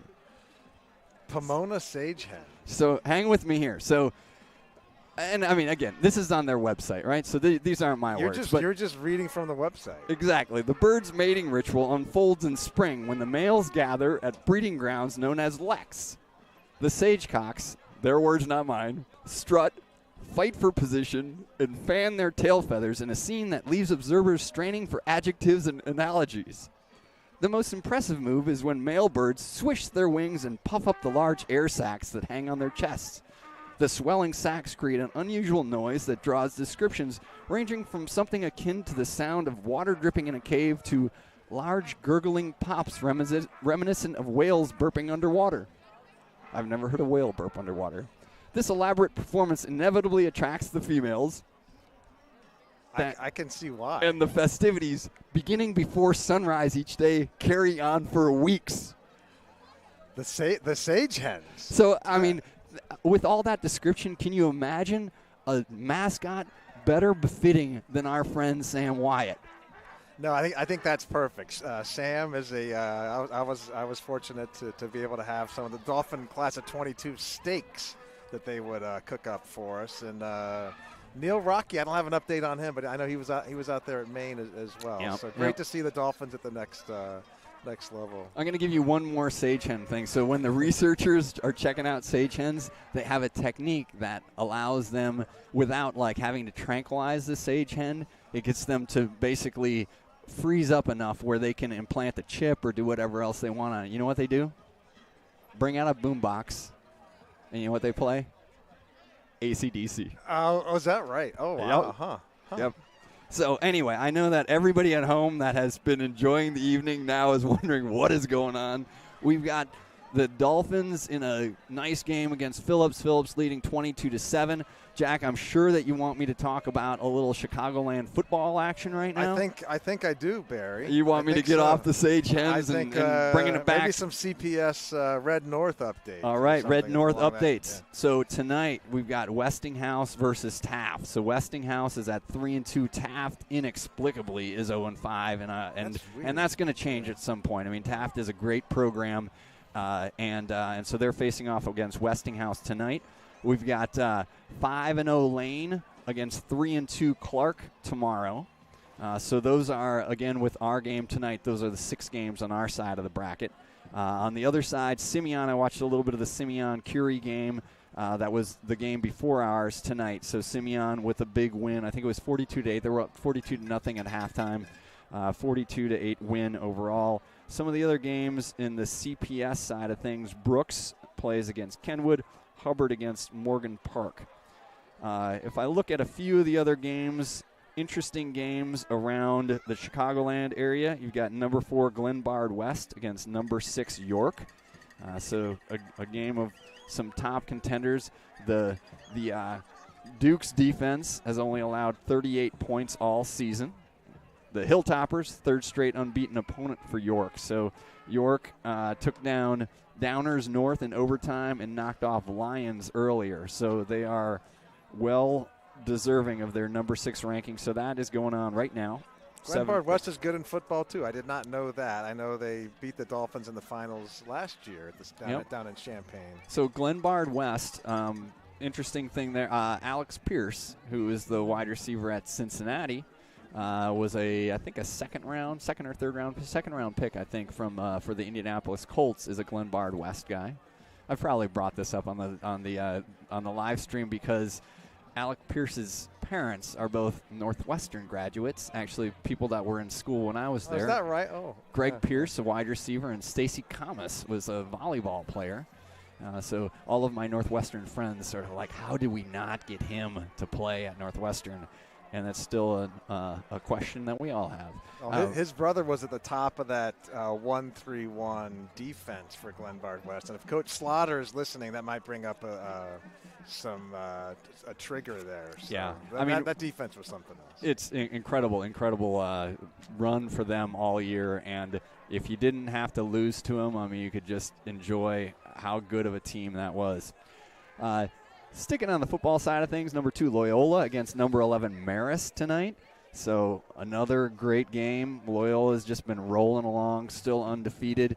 Their quarterback is a guy going to Colgate, so maybe he'll say hi to Ava Chavez, who's a volleyball player here at Whitney Young. But Jake Sterney of Loyola, 135.6 QB rating.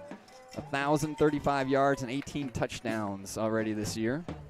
So good stuff there. Dermot Smith is the quarterback at Marist. He was a starting wide receiver last year, but he has completed 67% of his passes for 881 yards and 8 TDs. Other games, the Caravan keep rolling around. Number 1 Mount Carmel taking on Brother Rice tonight. Mount Carmel has only allowed 27 points all season. 17 of those last week to St. Ignatius. Big game down south. Homewood Flossmoor ranked number 20th going against number 10 Bolingbrook. That Homewood Flossmoor defense pretty solid all year. Bolingbrook just keeps had battled through, has had a bunch of tough games already this year. So they're 3-2, but going against Homewood Flossmoor. And then Maine South against Glenbrook South also tonight. So that's number 14 Maine South against number 21 Glenbrook South. A couple more games I'm going to mention. I would have a Sorelli's Italian beef sausage right now if I had it here for me. But I don't, so I'm just going to read you some more upcoming games. St. Rita, number 12, at Naz tonight. So Martin Hopkins named the new head coach at St. Rita. Number 16, Joliet Catholic. So they had a loss last week, but they're looking to bounce back against St. Lawrence tonight. St. Patrick takes on Carmel. Quarterback Johnny Weber, we've gotten to know well out of Carmel. He's a guy that has looked at the D1 level for quarterbacking. So Carmel, I've seen a couple votes for them in the state polls. They keep raising up. St. Ignatius at De La Salle. So Ignatius looks to get a win tonight. Fenwick at Marmion. And then if we look at that Southwest Suburban Blue I mentioned earlier, Troy McAllister moving from Phillips to Sandburg. So Sandburg, after their big win against Lockport last week, they get to take on Lincoln Way East. So Lincoln Way East ranked number 3 in the Chicagoland area. So tough game for them. And then we had talked about Hope. So I don't know, we could send somebody 200 yards to our south to maybe get an update on the Hope Academy DePaul prep game, which as we talked about, I mean, Hope we played in the first game of the year. Great program. Judah Millette, wide receiver there, heading to Iowa next year. Chris Millette, head coach, former head coach of the Whitney Young Dolphins. Jack, are you trying to check in on a score for me? I'm trying to check that DePaul score. I have some buddies over there. I'm All trying right. to. They were curious on our score. And third quarter, back to kick. A great recap of everything going on in Chicagoland football, Barry. All right. So for the kickoff, we've got Brandon Dockett, Maxwell Warner deep. Some other names I want to shout out. Dominic Duenas is on the field, number 13. It's one of the up guys. Dom Jr. played a lot of great minutes last year on JV, and I'm sure is going to be getting varsity time here soon. So a short kick in the middle of the field, fielded and immediately down, slipping down. That was Lorenzo Rivas. So Lorenzo, who we hit on the halftime segment with his long fumble return for a touchdown, he gets that opening kickoff.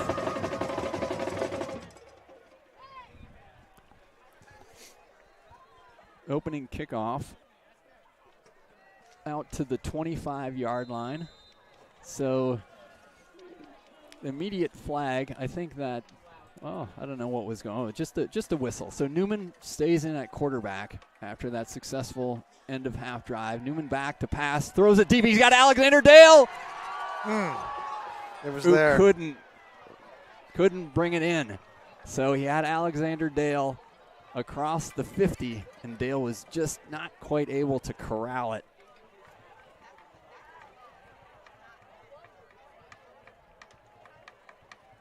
So Dolphins keeping the foot on the passing game gas. It was there. Yeah. So that brings up second down, 2nd and 10 from the 25. Offensive line doing a nice job getting some protection. Jason Perez checking in with Newman on the snap count. Dale in motion. Hand off to Clayton. Clayton maybe just one there. Tough sledding. Tough sledding in the middle of the line, although we've seen a couple nice runs for Clayton. So try to keep the balance. I mean, don't want the Wildcats to just pin their ears back and be able to come after Newman, so you want to show a little bit of that balance. So maybe a pickup of 1, so that's going to bring up 3rd and 9. Newman in the game at quarterback. Hood, Duhan at receiver, D'Alessandro and Dale with Clayton the running back. Newman surveys the field, 1 deep safety. He's got time. He sails it out. Wasn't able to connect with Alexander Dale. Looked like Dale actually slipped coming out of his break there. So that pass is incomplete, and I think the punt unit's going to come out. Yeah, great play call to open the half. Just couldn't quite hit it. That could have been a game changer. So Alex Dale back to punt. Ben Barrett, snap, punt, gets it away. Fielded and a hit immediately. Great play. So Joseph Gray. So good to see him. I hadn't seen him in on defense, but he made a nice tackle on that punt, taken at the 45-yard line of the Dolphins. I think that was Ryan McDonald on the return for the Wildcats. So 22-7 here early in the third quarter.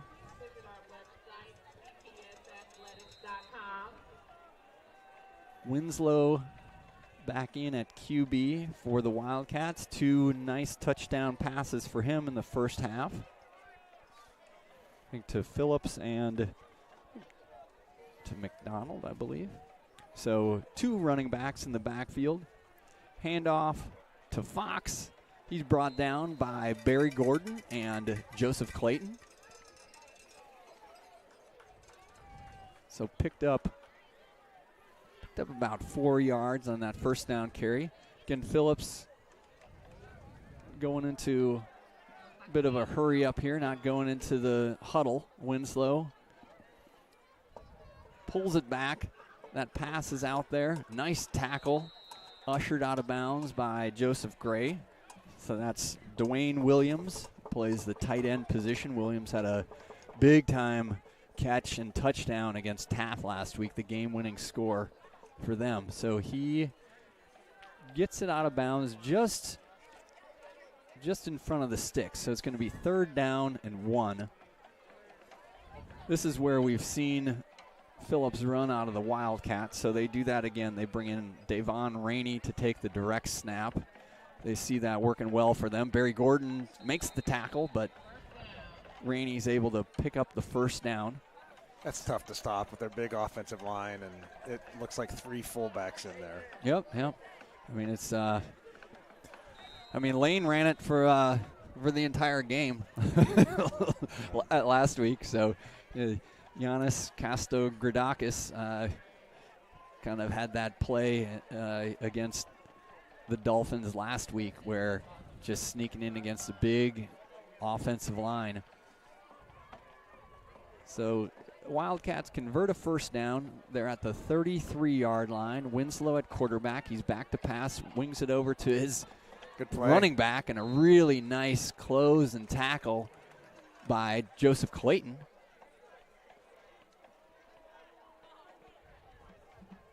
So nice job from Clayton from his linebacker position to get out there and make the stop on the running back after about 4 yards. We just saw Buster Cepeda checking in on the D-line. Actually, it was Nick Dale checking in, Buster Cepeda checking out. Baba Nefasimi Opedele still at the D tackle spot. Motion for Phillips. A flag on the play. Illegal motion by Phillips, so that's going to back them up. We have 2nd down and about 10, so somebody must have moved on the Phillips side of the ball. Let's try to do a quick check so everybody knows out there who the Dolphins have on defense. Maxwell Werner still in at the corner position. Nice play, a couple nice plays by him in the first half. I think we've got Joseph Gray back in at the other side. Again, we're going to have to ask those guys wearing number 16 or number 10 to switch it up to help us out here. Duhan Hood also in the defensive backfield. There's the snap, handoff. Barry Gordon making the tackle there. Nice tackle.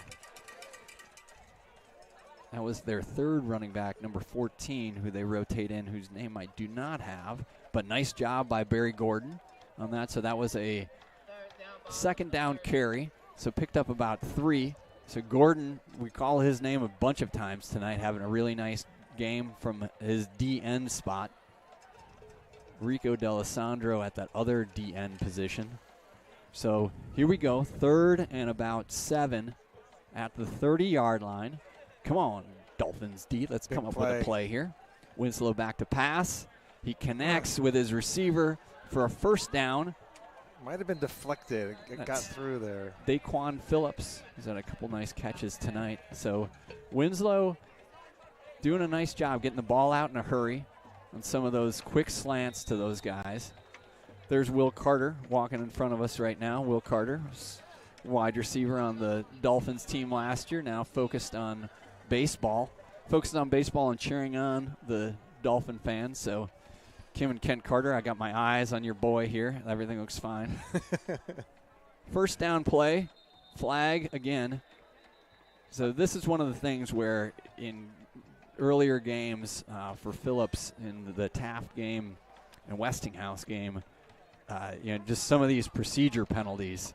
So again, they had off their first down play here. They're going to back them up 5 yards on a procedure penalty. Yeah, the Dolphin boys seemed to. Will Carter had cut his sleeves off, it seemed, just for a gun show. My son Josh Wildermuth and the gang last year just like take their shirts off. So this is an improvement versus that. So some level is like, you know, I mean, do you think that he cut him off, or just the guns just kind of blew him right off? It looked like a gun show coming by the Carters there. All right, so great turnout by the Dolphin students. 1st and 15 outside the Dolphin 20-yard line. We got Fox as the running back, Winslow the quarterback for the Phillips Academy Wildcats.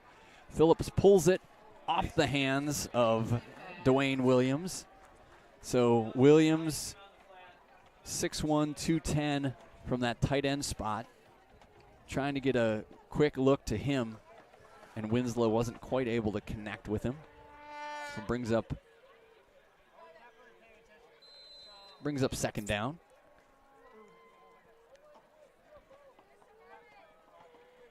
Winslow gets the play from the sideline here.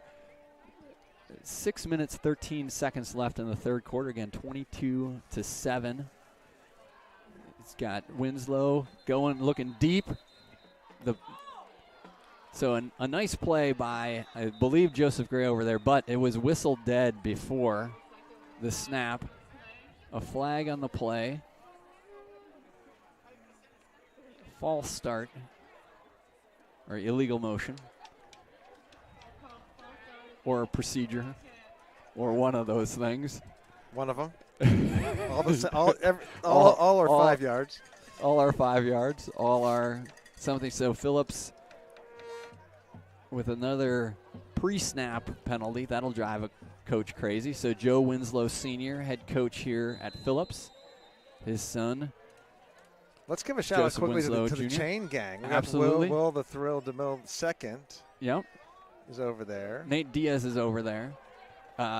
Throw to an open receiver. That's Phillips, brought down by a lot of defensive backs, finally Anthony Hood. So they've been able to get that quick look to Daquan Phillips. Winslow to Phillips, we've called that combination probably 4 or 5 times tonight. So brings up a 3rd down. So Dolphins still with a chance to get a defensive stop on this series.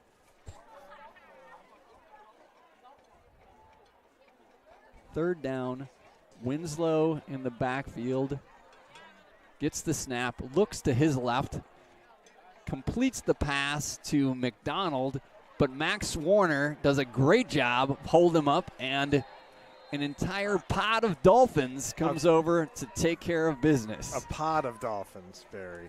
A pod. So great job, Max Warner, again, freshman out there getting his first extensive look at cornerback on varsity and holding up extremely well. I think that did give the Wildcats a 1st down.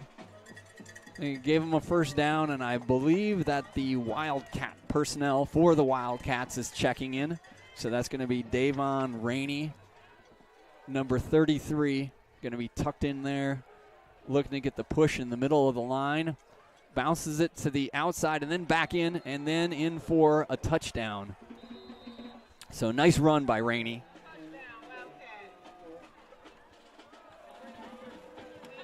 So a deliberate drive by Phillips. Took the ball with 10:46 to go in the 3rd quarter.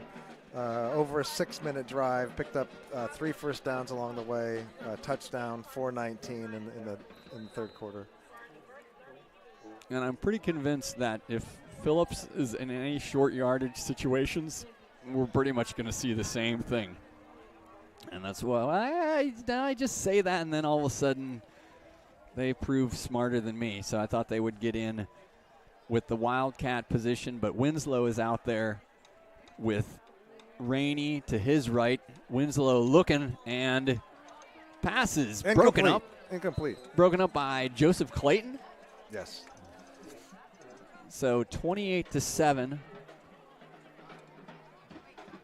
here in the third quarter, 4:19 left to go. So Dolphins got the ball to start the second half. Just missed on what could have been a touchdown pass to Alexander Dale. Ended up going 3 and out on downs and punted the ball away.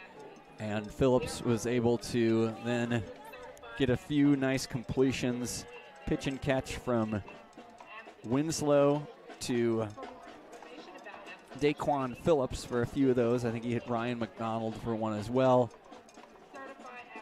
And then the run for Rainey out of that Wildcat position. 2-point conversion, not good.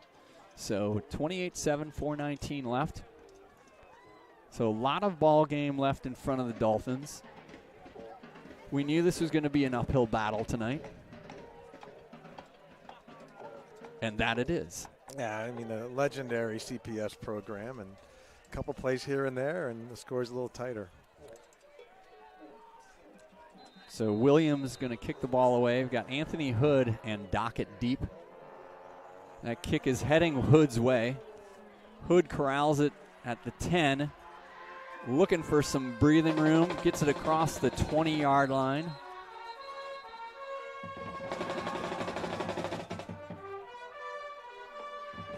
So Dolphins going to take over at their own 20. Trailing here 28-7.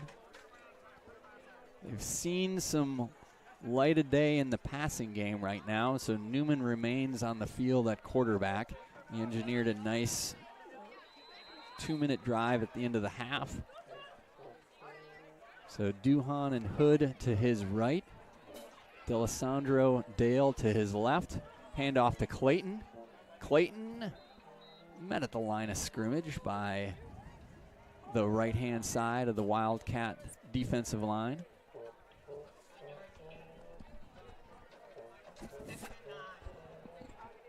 So Dolphins gonna stay in a hurry up here. So D'Alessandro Dale now flip over to the right. Duhan and Hood to Newman's left. Newman with time. Nice pass, complete. Pitch and catch to Duhan.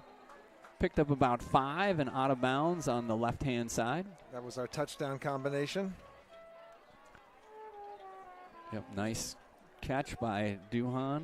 If you didn't see it earlier, you'll want to go back and check it out after you had your Sorelli's Italian beef sandwich and a beverage of your choice.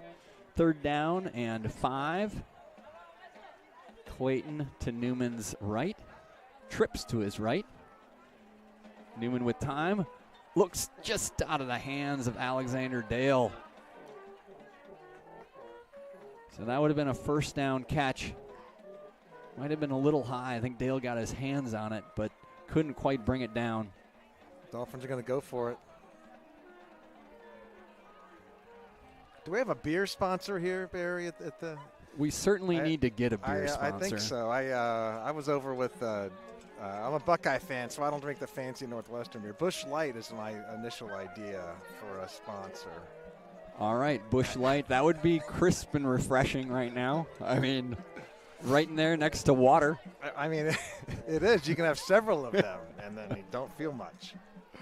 All right, Newman on 4th down. 4th down and 6. You got the hard count. Got the Got the Wildcats to jump. Let's see if that was enough. I think it is. 4th and 5. So they're going to march it off. Might have to get the chain gang out there to measure. There, they're calling a 1st down. First down. Newman's ode to Aaron Rodgers on that hard count. There I'll say it, Packers. It's on the bingo card. On the bingo card. Number 12 for the hard Packers. Count Aaron Rodgers on the bingo card. Key first down. That's a fundraiser idea, right? The bingo card. I think it is. So 1st down. Newman with some time surveys the field, gets it to Anthony Hood, who taps it down for a 1st down. Nice catch. Maybe calling it. Oh, they're calling it incomplete. Anthony Hood had some words to say to the referee. I'm sure extremely respectful words, but I Might have just had a toe out of bounds. I thought Anthony got those. He tapped him down over there. You get one in high school. Yeah, I don't know. The side judge explaining it to the back judge, because I think the back judge was agreeing with Anthony Hood. But we, as instructed tonight, we are just going to be positive. We're keeping it positive with the refs. Keeping it. Yep. So I'm sure he was right about that call. Brings up 2nd and 10. 2nd and 10 from about the 33-yard line. Newman over here to Dale, overthrew him. So that time, feeling some pressure. Pressure in the pocket, yep. And just sailed it over Alexander Dale, who is sitting down in that, sitting down around the 45-yard line.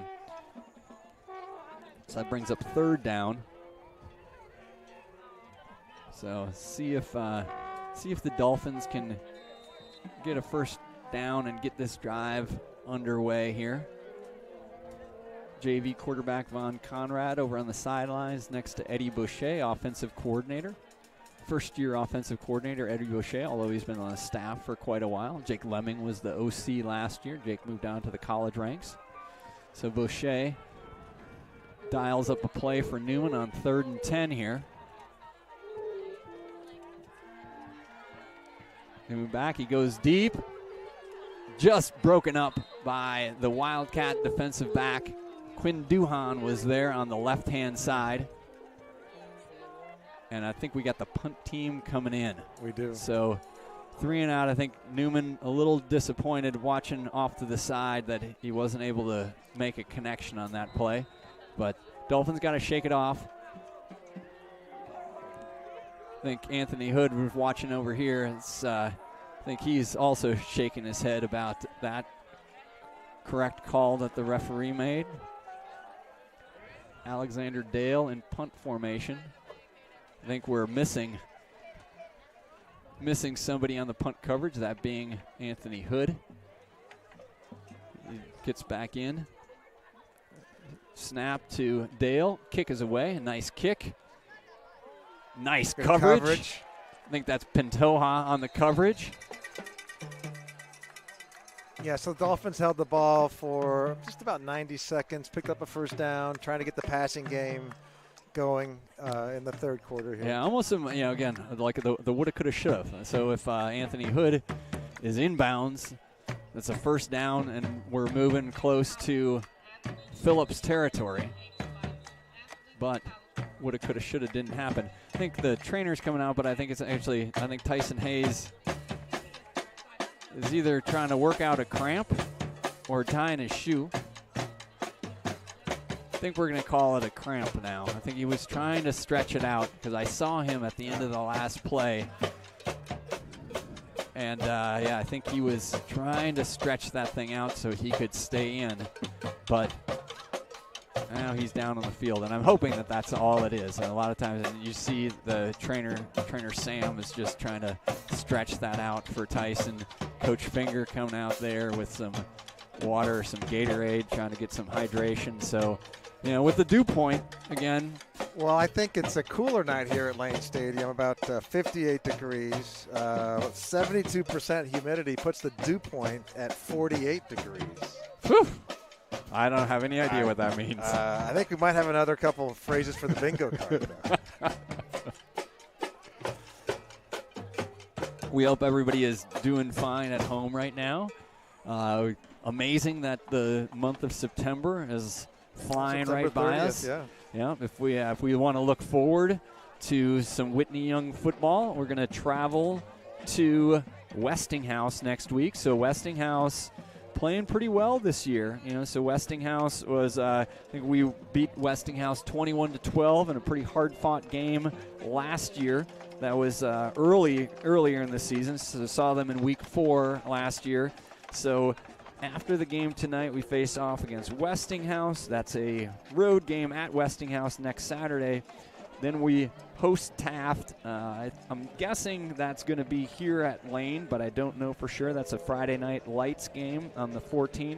And then we have Hubbard on the, actually, I think a Thursday. At least this is where the schedule is. When I've talked to Coach Finger, with Rockne Stadium being out of circulation this year, some of those things that were thrown in the CPS schedule at the beginning of the year may or may not be happening on the dates and times that they were originally scheduled for. I mean, we know we play Westinghouse, Taft, and Hubbard in those 3 weeks, but the days and times may shift a little bit. And then we'll have a Week 10 game as well, which is always a TBD. So it's either you're in the playoffs or you're playing another non-playoff team. So Wildcats taking the ball at the 45, completion to Winslow, gets away from the first tackler, and then ushered out of bounds by Anthony Hood. So there's a flag down on the play here. So I think it's going to be coming back just as the referee spotted it. That usually means that's a spot foul holding call. And again, if you take a look at that Phillips offensive line, you can see why Winslow has been getting protection tonight and why they've been able to get some things going in the run game. So a bunch of 300-pounders up there. Sorry guys, if I had your names, I would say them. I would give you some props, but not sure exactly. Might be Travis Bryan out there, senior, 6'3", 302-pounder is number 77. Again, by the eyeball test, I could see that being correct. Seems about right. So 1st and 10. So that basically that is just like a replay after that holding penalty brought it back 10 yards after they had gained it. So that's Fox, big hitter up the middle. Joseph Clayton on the tackle. Reginald Fox has looked good back there. Been able to just a quick hitter, man. He just goes north and south in a hurry. So I think that, they're going to move the chains. So there's a 10-yard pickup for Fox. Clock is running. 2 minutes, 6 seconds left here in the third quarter. Again, Phillips with a 28-7 lead over the Dolphins. Fox stays in the game at running back. Winslow, quarterback. Winslow's had a really nice game. Looks over here on a screen to McDonald. He gets north and south. Bounces off of a Joseph Gray tackle, but goes down. So Gray not happy he didn't get the initial stop, but he did make the tackle. Yeah, as McDonald wasn't able to keep his feet.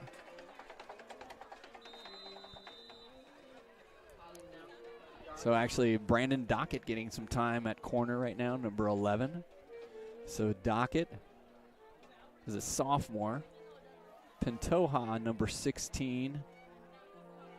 And Joseph Gray, number 10, along with Duhan and Anthony Hood. So that's that change there because of Tyson Hayes being out right now. That we're hoping if we get eyes on Tyson. Yep, we see him here on the sideline. So still talking to the trainer, but he's up and walking around. I think just trying to stretch that out a little bit. So Clayton and Alex Dale at the linebacker positions. Handoff to Rainey. He's got some room. Anthony Hood taking him down inside the 5-yard line. So you see this Phillips team and talked about doing things that winning teams do, and so you saw a really nice downfield block on that against Joseph Gray, where those guys are getting out now. There might be a flag, maybe, or yeah. So it's coming back. Illegal hands. I didn't see on Phillips where the flag was thrown, but. So here I am trying to give them a compliment, and then there's another penalty on it. So we might, and again, the officials are always right, that we've learned. So that is a correct call made by the officials. The Phillips running game, well, and I guess just running and passing game has worked pretty well. Dolphins have come up with some nice stops, but Winslow with some of these quick hitter passes. He's got Fox in the background, in the backfield. He pulls it, throws it over, completion to Phillips. So really, really nice pass from Winslow. Winslow he's strutting his stuff a little bit. He's happy with that outcome. It was a really nice pass. Good coverage too. Yep. Right over the outstretched hand of the Dolphins defensive back. Third quarter winding down, about 15 seconds left. Daquan Phillips having himself a nice night. So here we go back to Rainey in the Wildcat direct snap. Opedele Nefesimi got through there and was hanging on, and then his friends on the D line helped him out. Probably the entire Dolphin defense to take him down. So that brings us to the end of the third quarter. 28-7 here, end of the third quarter.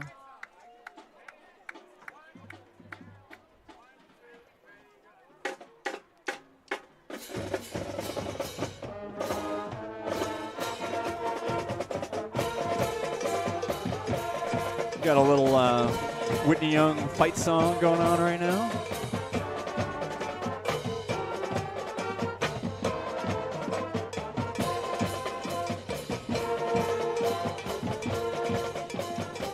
Probably not giving enough props to Hayden Petrulius, our ball girl, number 76. I think I mentioned her way early in the season, but Hayden is she's going to be a football player here at Whitney Young. So she's in the academic center right now. Yeah. So Hayden's an 8th grader, but as an 8th grader in the academic center, you can still be part of the team. So sort of go through a bunch of the conditioning drills. So really fun to get to know her this year. If you follow Whitney Young Dolphins football, you'll see some of her answers on Instagram, which are always interesting. Fun to hear what she has to say about things. So brings up the fourth quarter, 28-7 here. The big boys stay in the lineup for Phillips. Rainey with a direct snap, and again, hanging on. I'm not sure who's at the bottom of that pile. They're going to call him down short of the goal line. Good defense. We saw this in last week as well. Just adjustment in the second half. Of I think it was Clayton. I think that Clayton jumped through there, got around the ankles of Rainey, and then the D line was able to take care of things. Boy, that would be a terrible game if Phillips ran this and Lane ran that, and you had to watch that for an entire afternoon. Rainey, now he's pounding it through there for the touchdown. So third time was a charm. So that drive took over with 2 minutes, 42 seconds left in the third quarter. So just over a 3-minute drive for the close to a 4-minute drive for the touchdown. Rainey lacing up his right cleat. Winslow is coming on here, so I think that going to throw a pass for the 2-point conversion. Again, Brandon Dockett getting some time. Still see Tyson Hayes over here on the side stretching. See also Maxwell Warner on the bench over here, so maybe he's handoff by number 6 for Phillips in for a touchdown. That could have been Rayshawn Davis. 2-point conversion is good.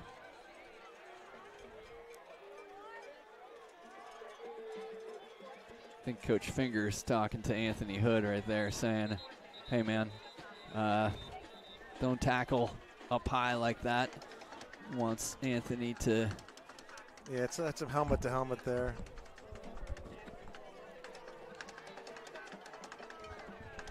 Anthony had taken a pretty tough shot earlier in this game, and always physical player, and is on the field just about every play on both the offensive and defensive side.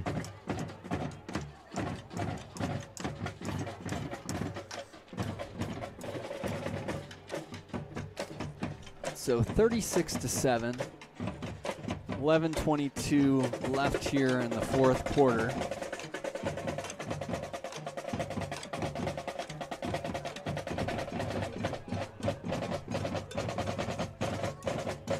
band still holding in strong Nothing here. can stop the Dolphin band. Nothing. Sam, the trainer, getting a workout tonight, and that's what. When you face Phillips, you know that they're gonna play to the whistle. They're strong, they're fast, they're gonna put some hits on people, and it's football. It's a physical game.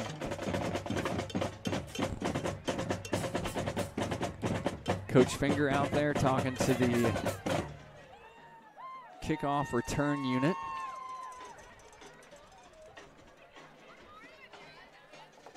Have a few guys on that return unit that we'll be seeing a lot more of in the coming years. I mentioned Dominic Duenas, number 13. Number 34, Lorenzo Rivas getting out there. I think Will DeMille is on is there as well. We've seen Will return a number of kicks this year. I think number 15, Aaron Champion, is out there too. So Aaron, who's been a stalwart running back on the JV side of things, is getting some kickoff return duty for the Dolphins. Barry Gordon, Alex Dale, those names you've heard, they're on that team as well. Coach Finger having a conversation with Anthony Hood. Gives him a little tap on the knee. Yeah, the Dolphins jerseys, the 0s, 8s, and 6s are all pretty close there. Yeah, I like the blue uniforms, but that might be. Yeah, they're sharp, very sharp. Just it reminds us that we're getting older, Jack. Not that I need any more reminders. I'm sort of reminded of that the second I wake up in the morning. It's all right, Anthony Hood coming off on the side, got some water.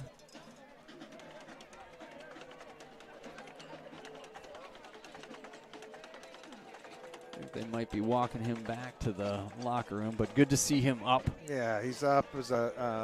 I think you probably, with a guy like Anthony, you almost have to put him in the locker room, otherwise he's going to find his way back on the field. Yeah, it appeared like there might have been some bodyguards there to make sure he stayed off the field. Coach Finger did tell two guys to go over there and walk with him to the locker room. So Williams to kick it away for Phillips. Kick is up. It's going to land in between up and back guys. DeMille taken down immediately at the 20. He was down. Ball came free, but yeah, that's several of these kickoffs have had weird bounces. That one just kind of sat at the 20-yard line. DeMille tried to move it forward. It's a little tougher. So we'll see on the receiving core. So Dockett stays in the game, number 11. He's checking into Hood's spot. Newman waving Dockett out, making sure he didn't have too many guys in the huddle there. So receiving core, Rico D'Alessandro. So we are down Harrison Gassa and Anthony Hood right now. So you got D'Alessandro and Dale. Clayton, the running back, behind Newman. Newman back to pass. He's going deep, picked off by number 7, Daquan Phillips. So they're trying to get to Alexander Dale and Phillips, Daquan Phillips, and the Phillips Wildcats, I think, playing softer in that zone coverage there. Were able to get the interception on that pass. Well, Barry, we have a report from the sideline from Will DeMille. Indicates that Anthony Hood is out for the balance of the game. So the referees gave him a no-go on it, probably for that helmet-to-helmet hit in the end zone. So CPS referees wanted to protect the health of the athletes. Ask him to, I'm guessing, that is maybe what it is. We'll have to get more information if we can to get all the details on that. Could have been something else, but actually I hope it was something else. So Winslow stays in the game at quarterback, takes over at the 29-yard line. Phillips back to pass. He's got a receiver wide open for a touchdown. So where this game has been close on the field. The scoreboard getting out of hand here a little bit as Winslow is able to pick on the young defensive backfield of Whitney Young.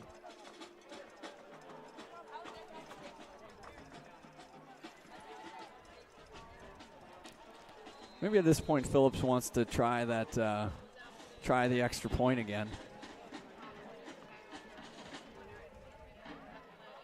I doubt it. Winslow back on as the QB for the 2-point attempt.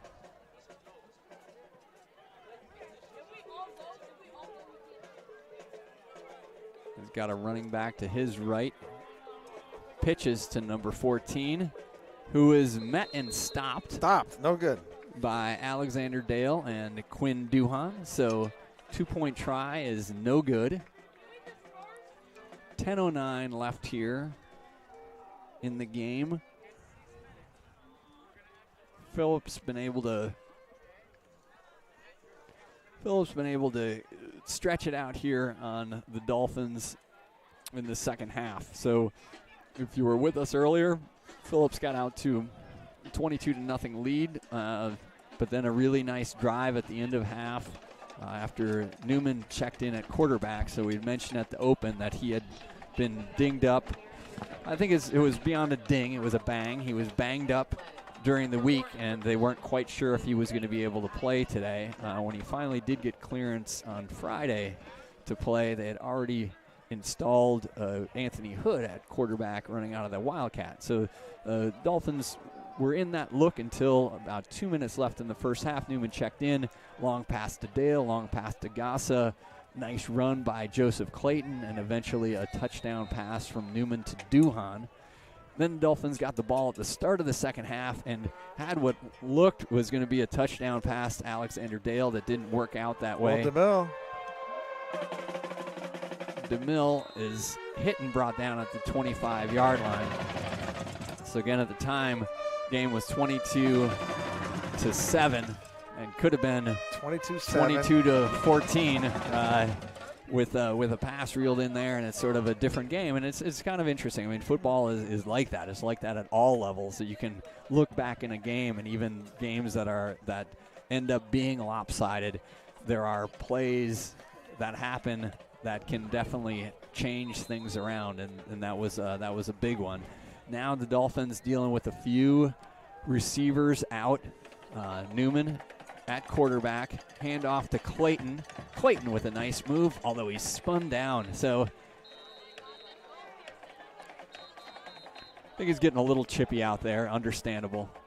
As we've said, I mean, I think when I did the Phillips research last year, I said Phillips plays to the echo of the whistle. They do. So Clayton looked like he had something going on, but that defensive line of Phillips very athletic. So a lot of times we see the D lines being big and not necessarily as mobile. These guys are fast, mobile. So Newman slung that out to Joseph Gray, I believe, just out of his hands.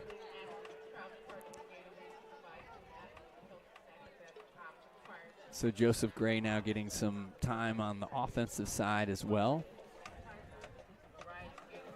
It's going to bring up a third down. Third and about 11. Offensive line doing a nice job again. You know, if you're watching at home, watch number 58 and how he comes off the ball, and the offensive line of MJ Woods and Jason Perez on the outside, having to handle that heat. Newman, 3rd and 11. Looking. Going deep to Duhan. I got a late hit there. So just beyond Duhan. Newman did get hit.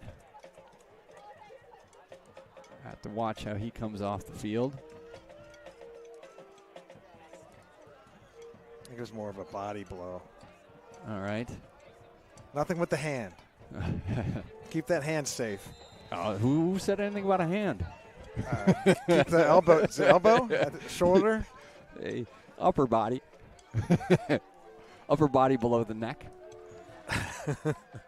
So Dolphins going to go for it here on 4th down. 8:26 left in the game. Receivers to Newman's left, D'Alessandro and Alex Dale to the top, Joseph Gray, Duhan in the slot, Clayton at running back. Newman, D'Alessandro. It's going to be completed, but not enough for a first down. So that'll be a turnover on downs. Deep out route to D'Alessandro. Going to see a lot of that in the future. Rico D'Alessandro. Good-looking young player. Really putting a lot of time in on the DN spot, but wide receiver after Gassa went out, but he's typically been rotating in every series, and he can get up. We'll see him on the basketball court this year for Coach Slaughter's team. The defending city champion, Whitney Young Dolphins. Defending city champions, both girls and boys. So I'm sure the double last year. Those schedules will be coming out soon. You'll want to head down to Whitney Young to watch those early season games, and then eventually head over to UIC for city tournament play. Winslow is still in at quarterback. Handoff up the middle to 14, brought down by Quinn Duhan and Joseph Gray. So again, just an attrition thing. I mean, the Dolphin defense has been out here a lot in the second half, and Phillips is keeping the foot on the gas. I mean, they're not even heading to the sideline for plays. They are staying in a hurry-up mode, up 42-7. Winslow with the handoff to number 14 again. Joseph Gray slicing over for the tackle. Buster Cepeda hopping out. Alexander Dale, or Nick Dale, checking in at D-line. And again, I'm not sure I'm happy with what Phillips is doing right now. They've got a 42-7 lead with 6:45 left, and they're pushing the issue. 14 to the edge. Quinn Duhan making a tackle. Brandon Dockett over there as well. Yeah, to your point, Bear, we've had the ball. We had 4 possessions this half. Couldn't get anything going. Defense has been on the field a long time. So Phillips staying in a hurry up at 42-7. Yep, you hear it in my voice. 14, stop short of the goal line.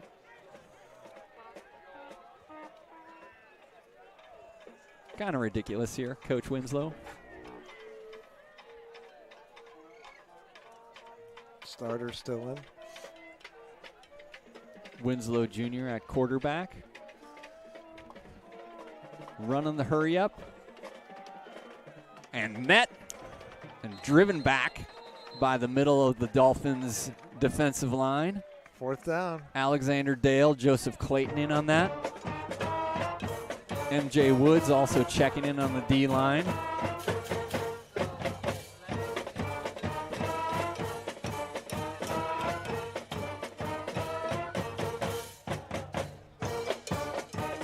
.5:24 left here in the 4th quarter.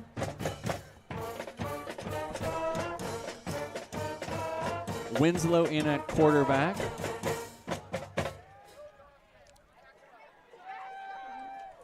Pulls it, throws it off the hands of McDonald. Incomplete. Turnover on downs.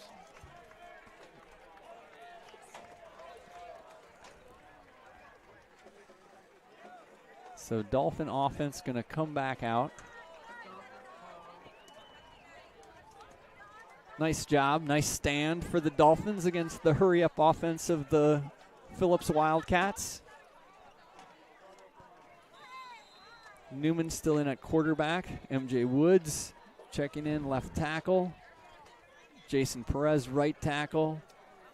Nick Dale holding it down at center. Buster Cepeda, Baba Nefasimi Opadele at guards. Newman with the snap, handoff to Clayton. Clayton busts through for a couple.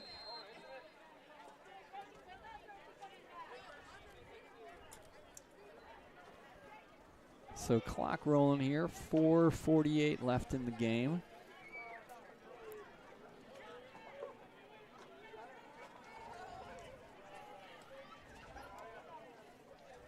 Dolphin band starting to wrap it up here. Did a nice job. I can hear myself talk, which is maybe a bad thing. It's a good thing. It's a good thing. I'm trying to think of other bingo things. I think we have them all. We talked about Akron, gravel in the blood. How about a cheese tray? Anybody get there a we cheese go. tray? Cheese tray from Sorelli's. I mean, if Sorelli's. you're getting your Italian beef. So 2nd down and 7 after that 3-yard pickup. Newman with another hand. Oh, no, he pulls it and then throws it away. So it was a little RPO play where Newman pulled it. Thought he saw something over on the left-hand side to D'Alessandro, but I think there was a big defensive end hand in his face as he was trying to deliver that ball. So 3rd and 7. 4 minutes left here.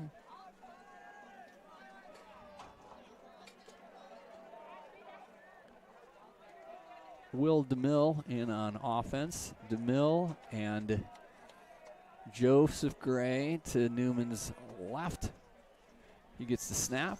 Nice protection. Wings it to DeMille, but just out of his reach. So Newman trying to.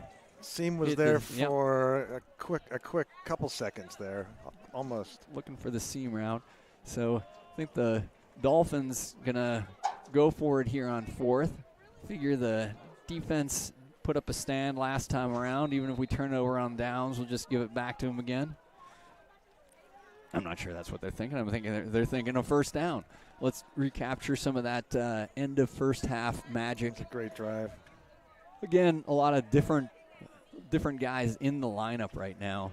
So even I think Duhan is out right now as well. So you got D'Alessandro and Alex Dale to Newman's left. Clayton in the backfield.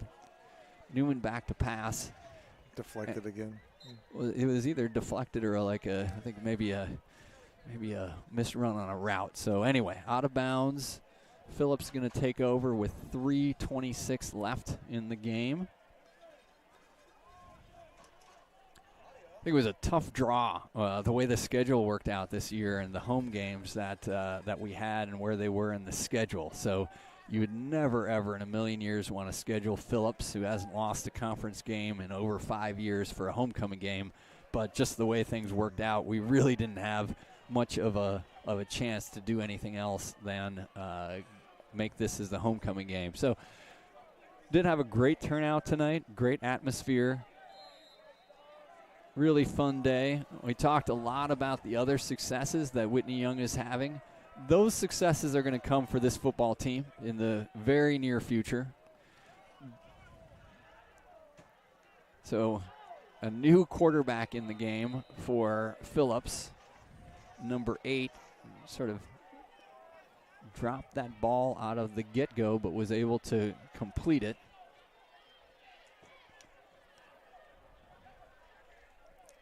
.255 left. I'm fine with that outcome if Phillips wants to pass the ball here at 42-7. Yeah, they seem intent on trying to score again. Which is fine. Now that at least they have the backups in. Yeah. And now another different quarterback. So that was 8. Now number 10 is in at quarterback. He hands it off to Rainey, who is actually a starter. Back judge fires in a flag on a holding call.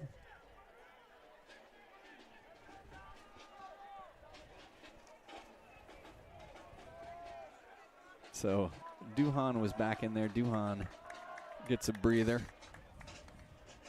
a well-deserved breather. I think Solomon Bradley checking in the game at defense. So Solomon, who is also going to play a lot of football for the Whitney Young Dolphins, who has been playing kicker.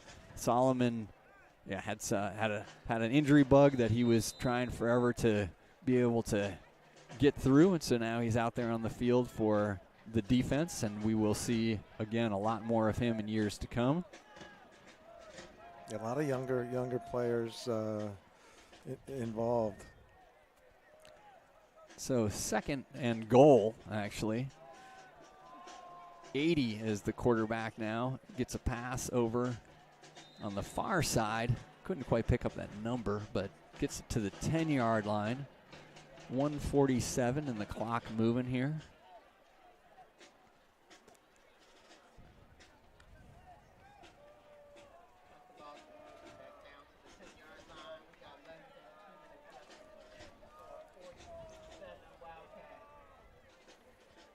.130 left and the clock moving.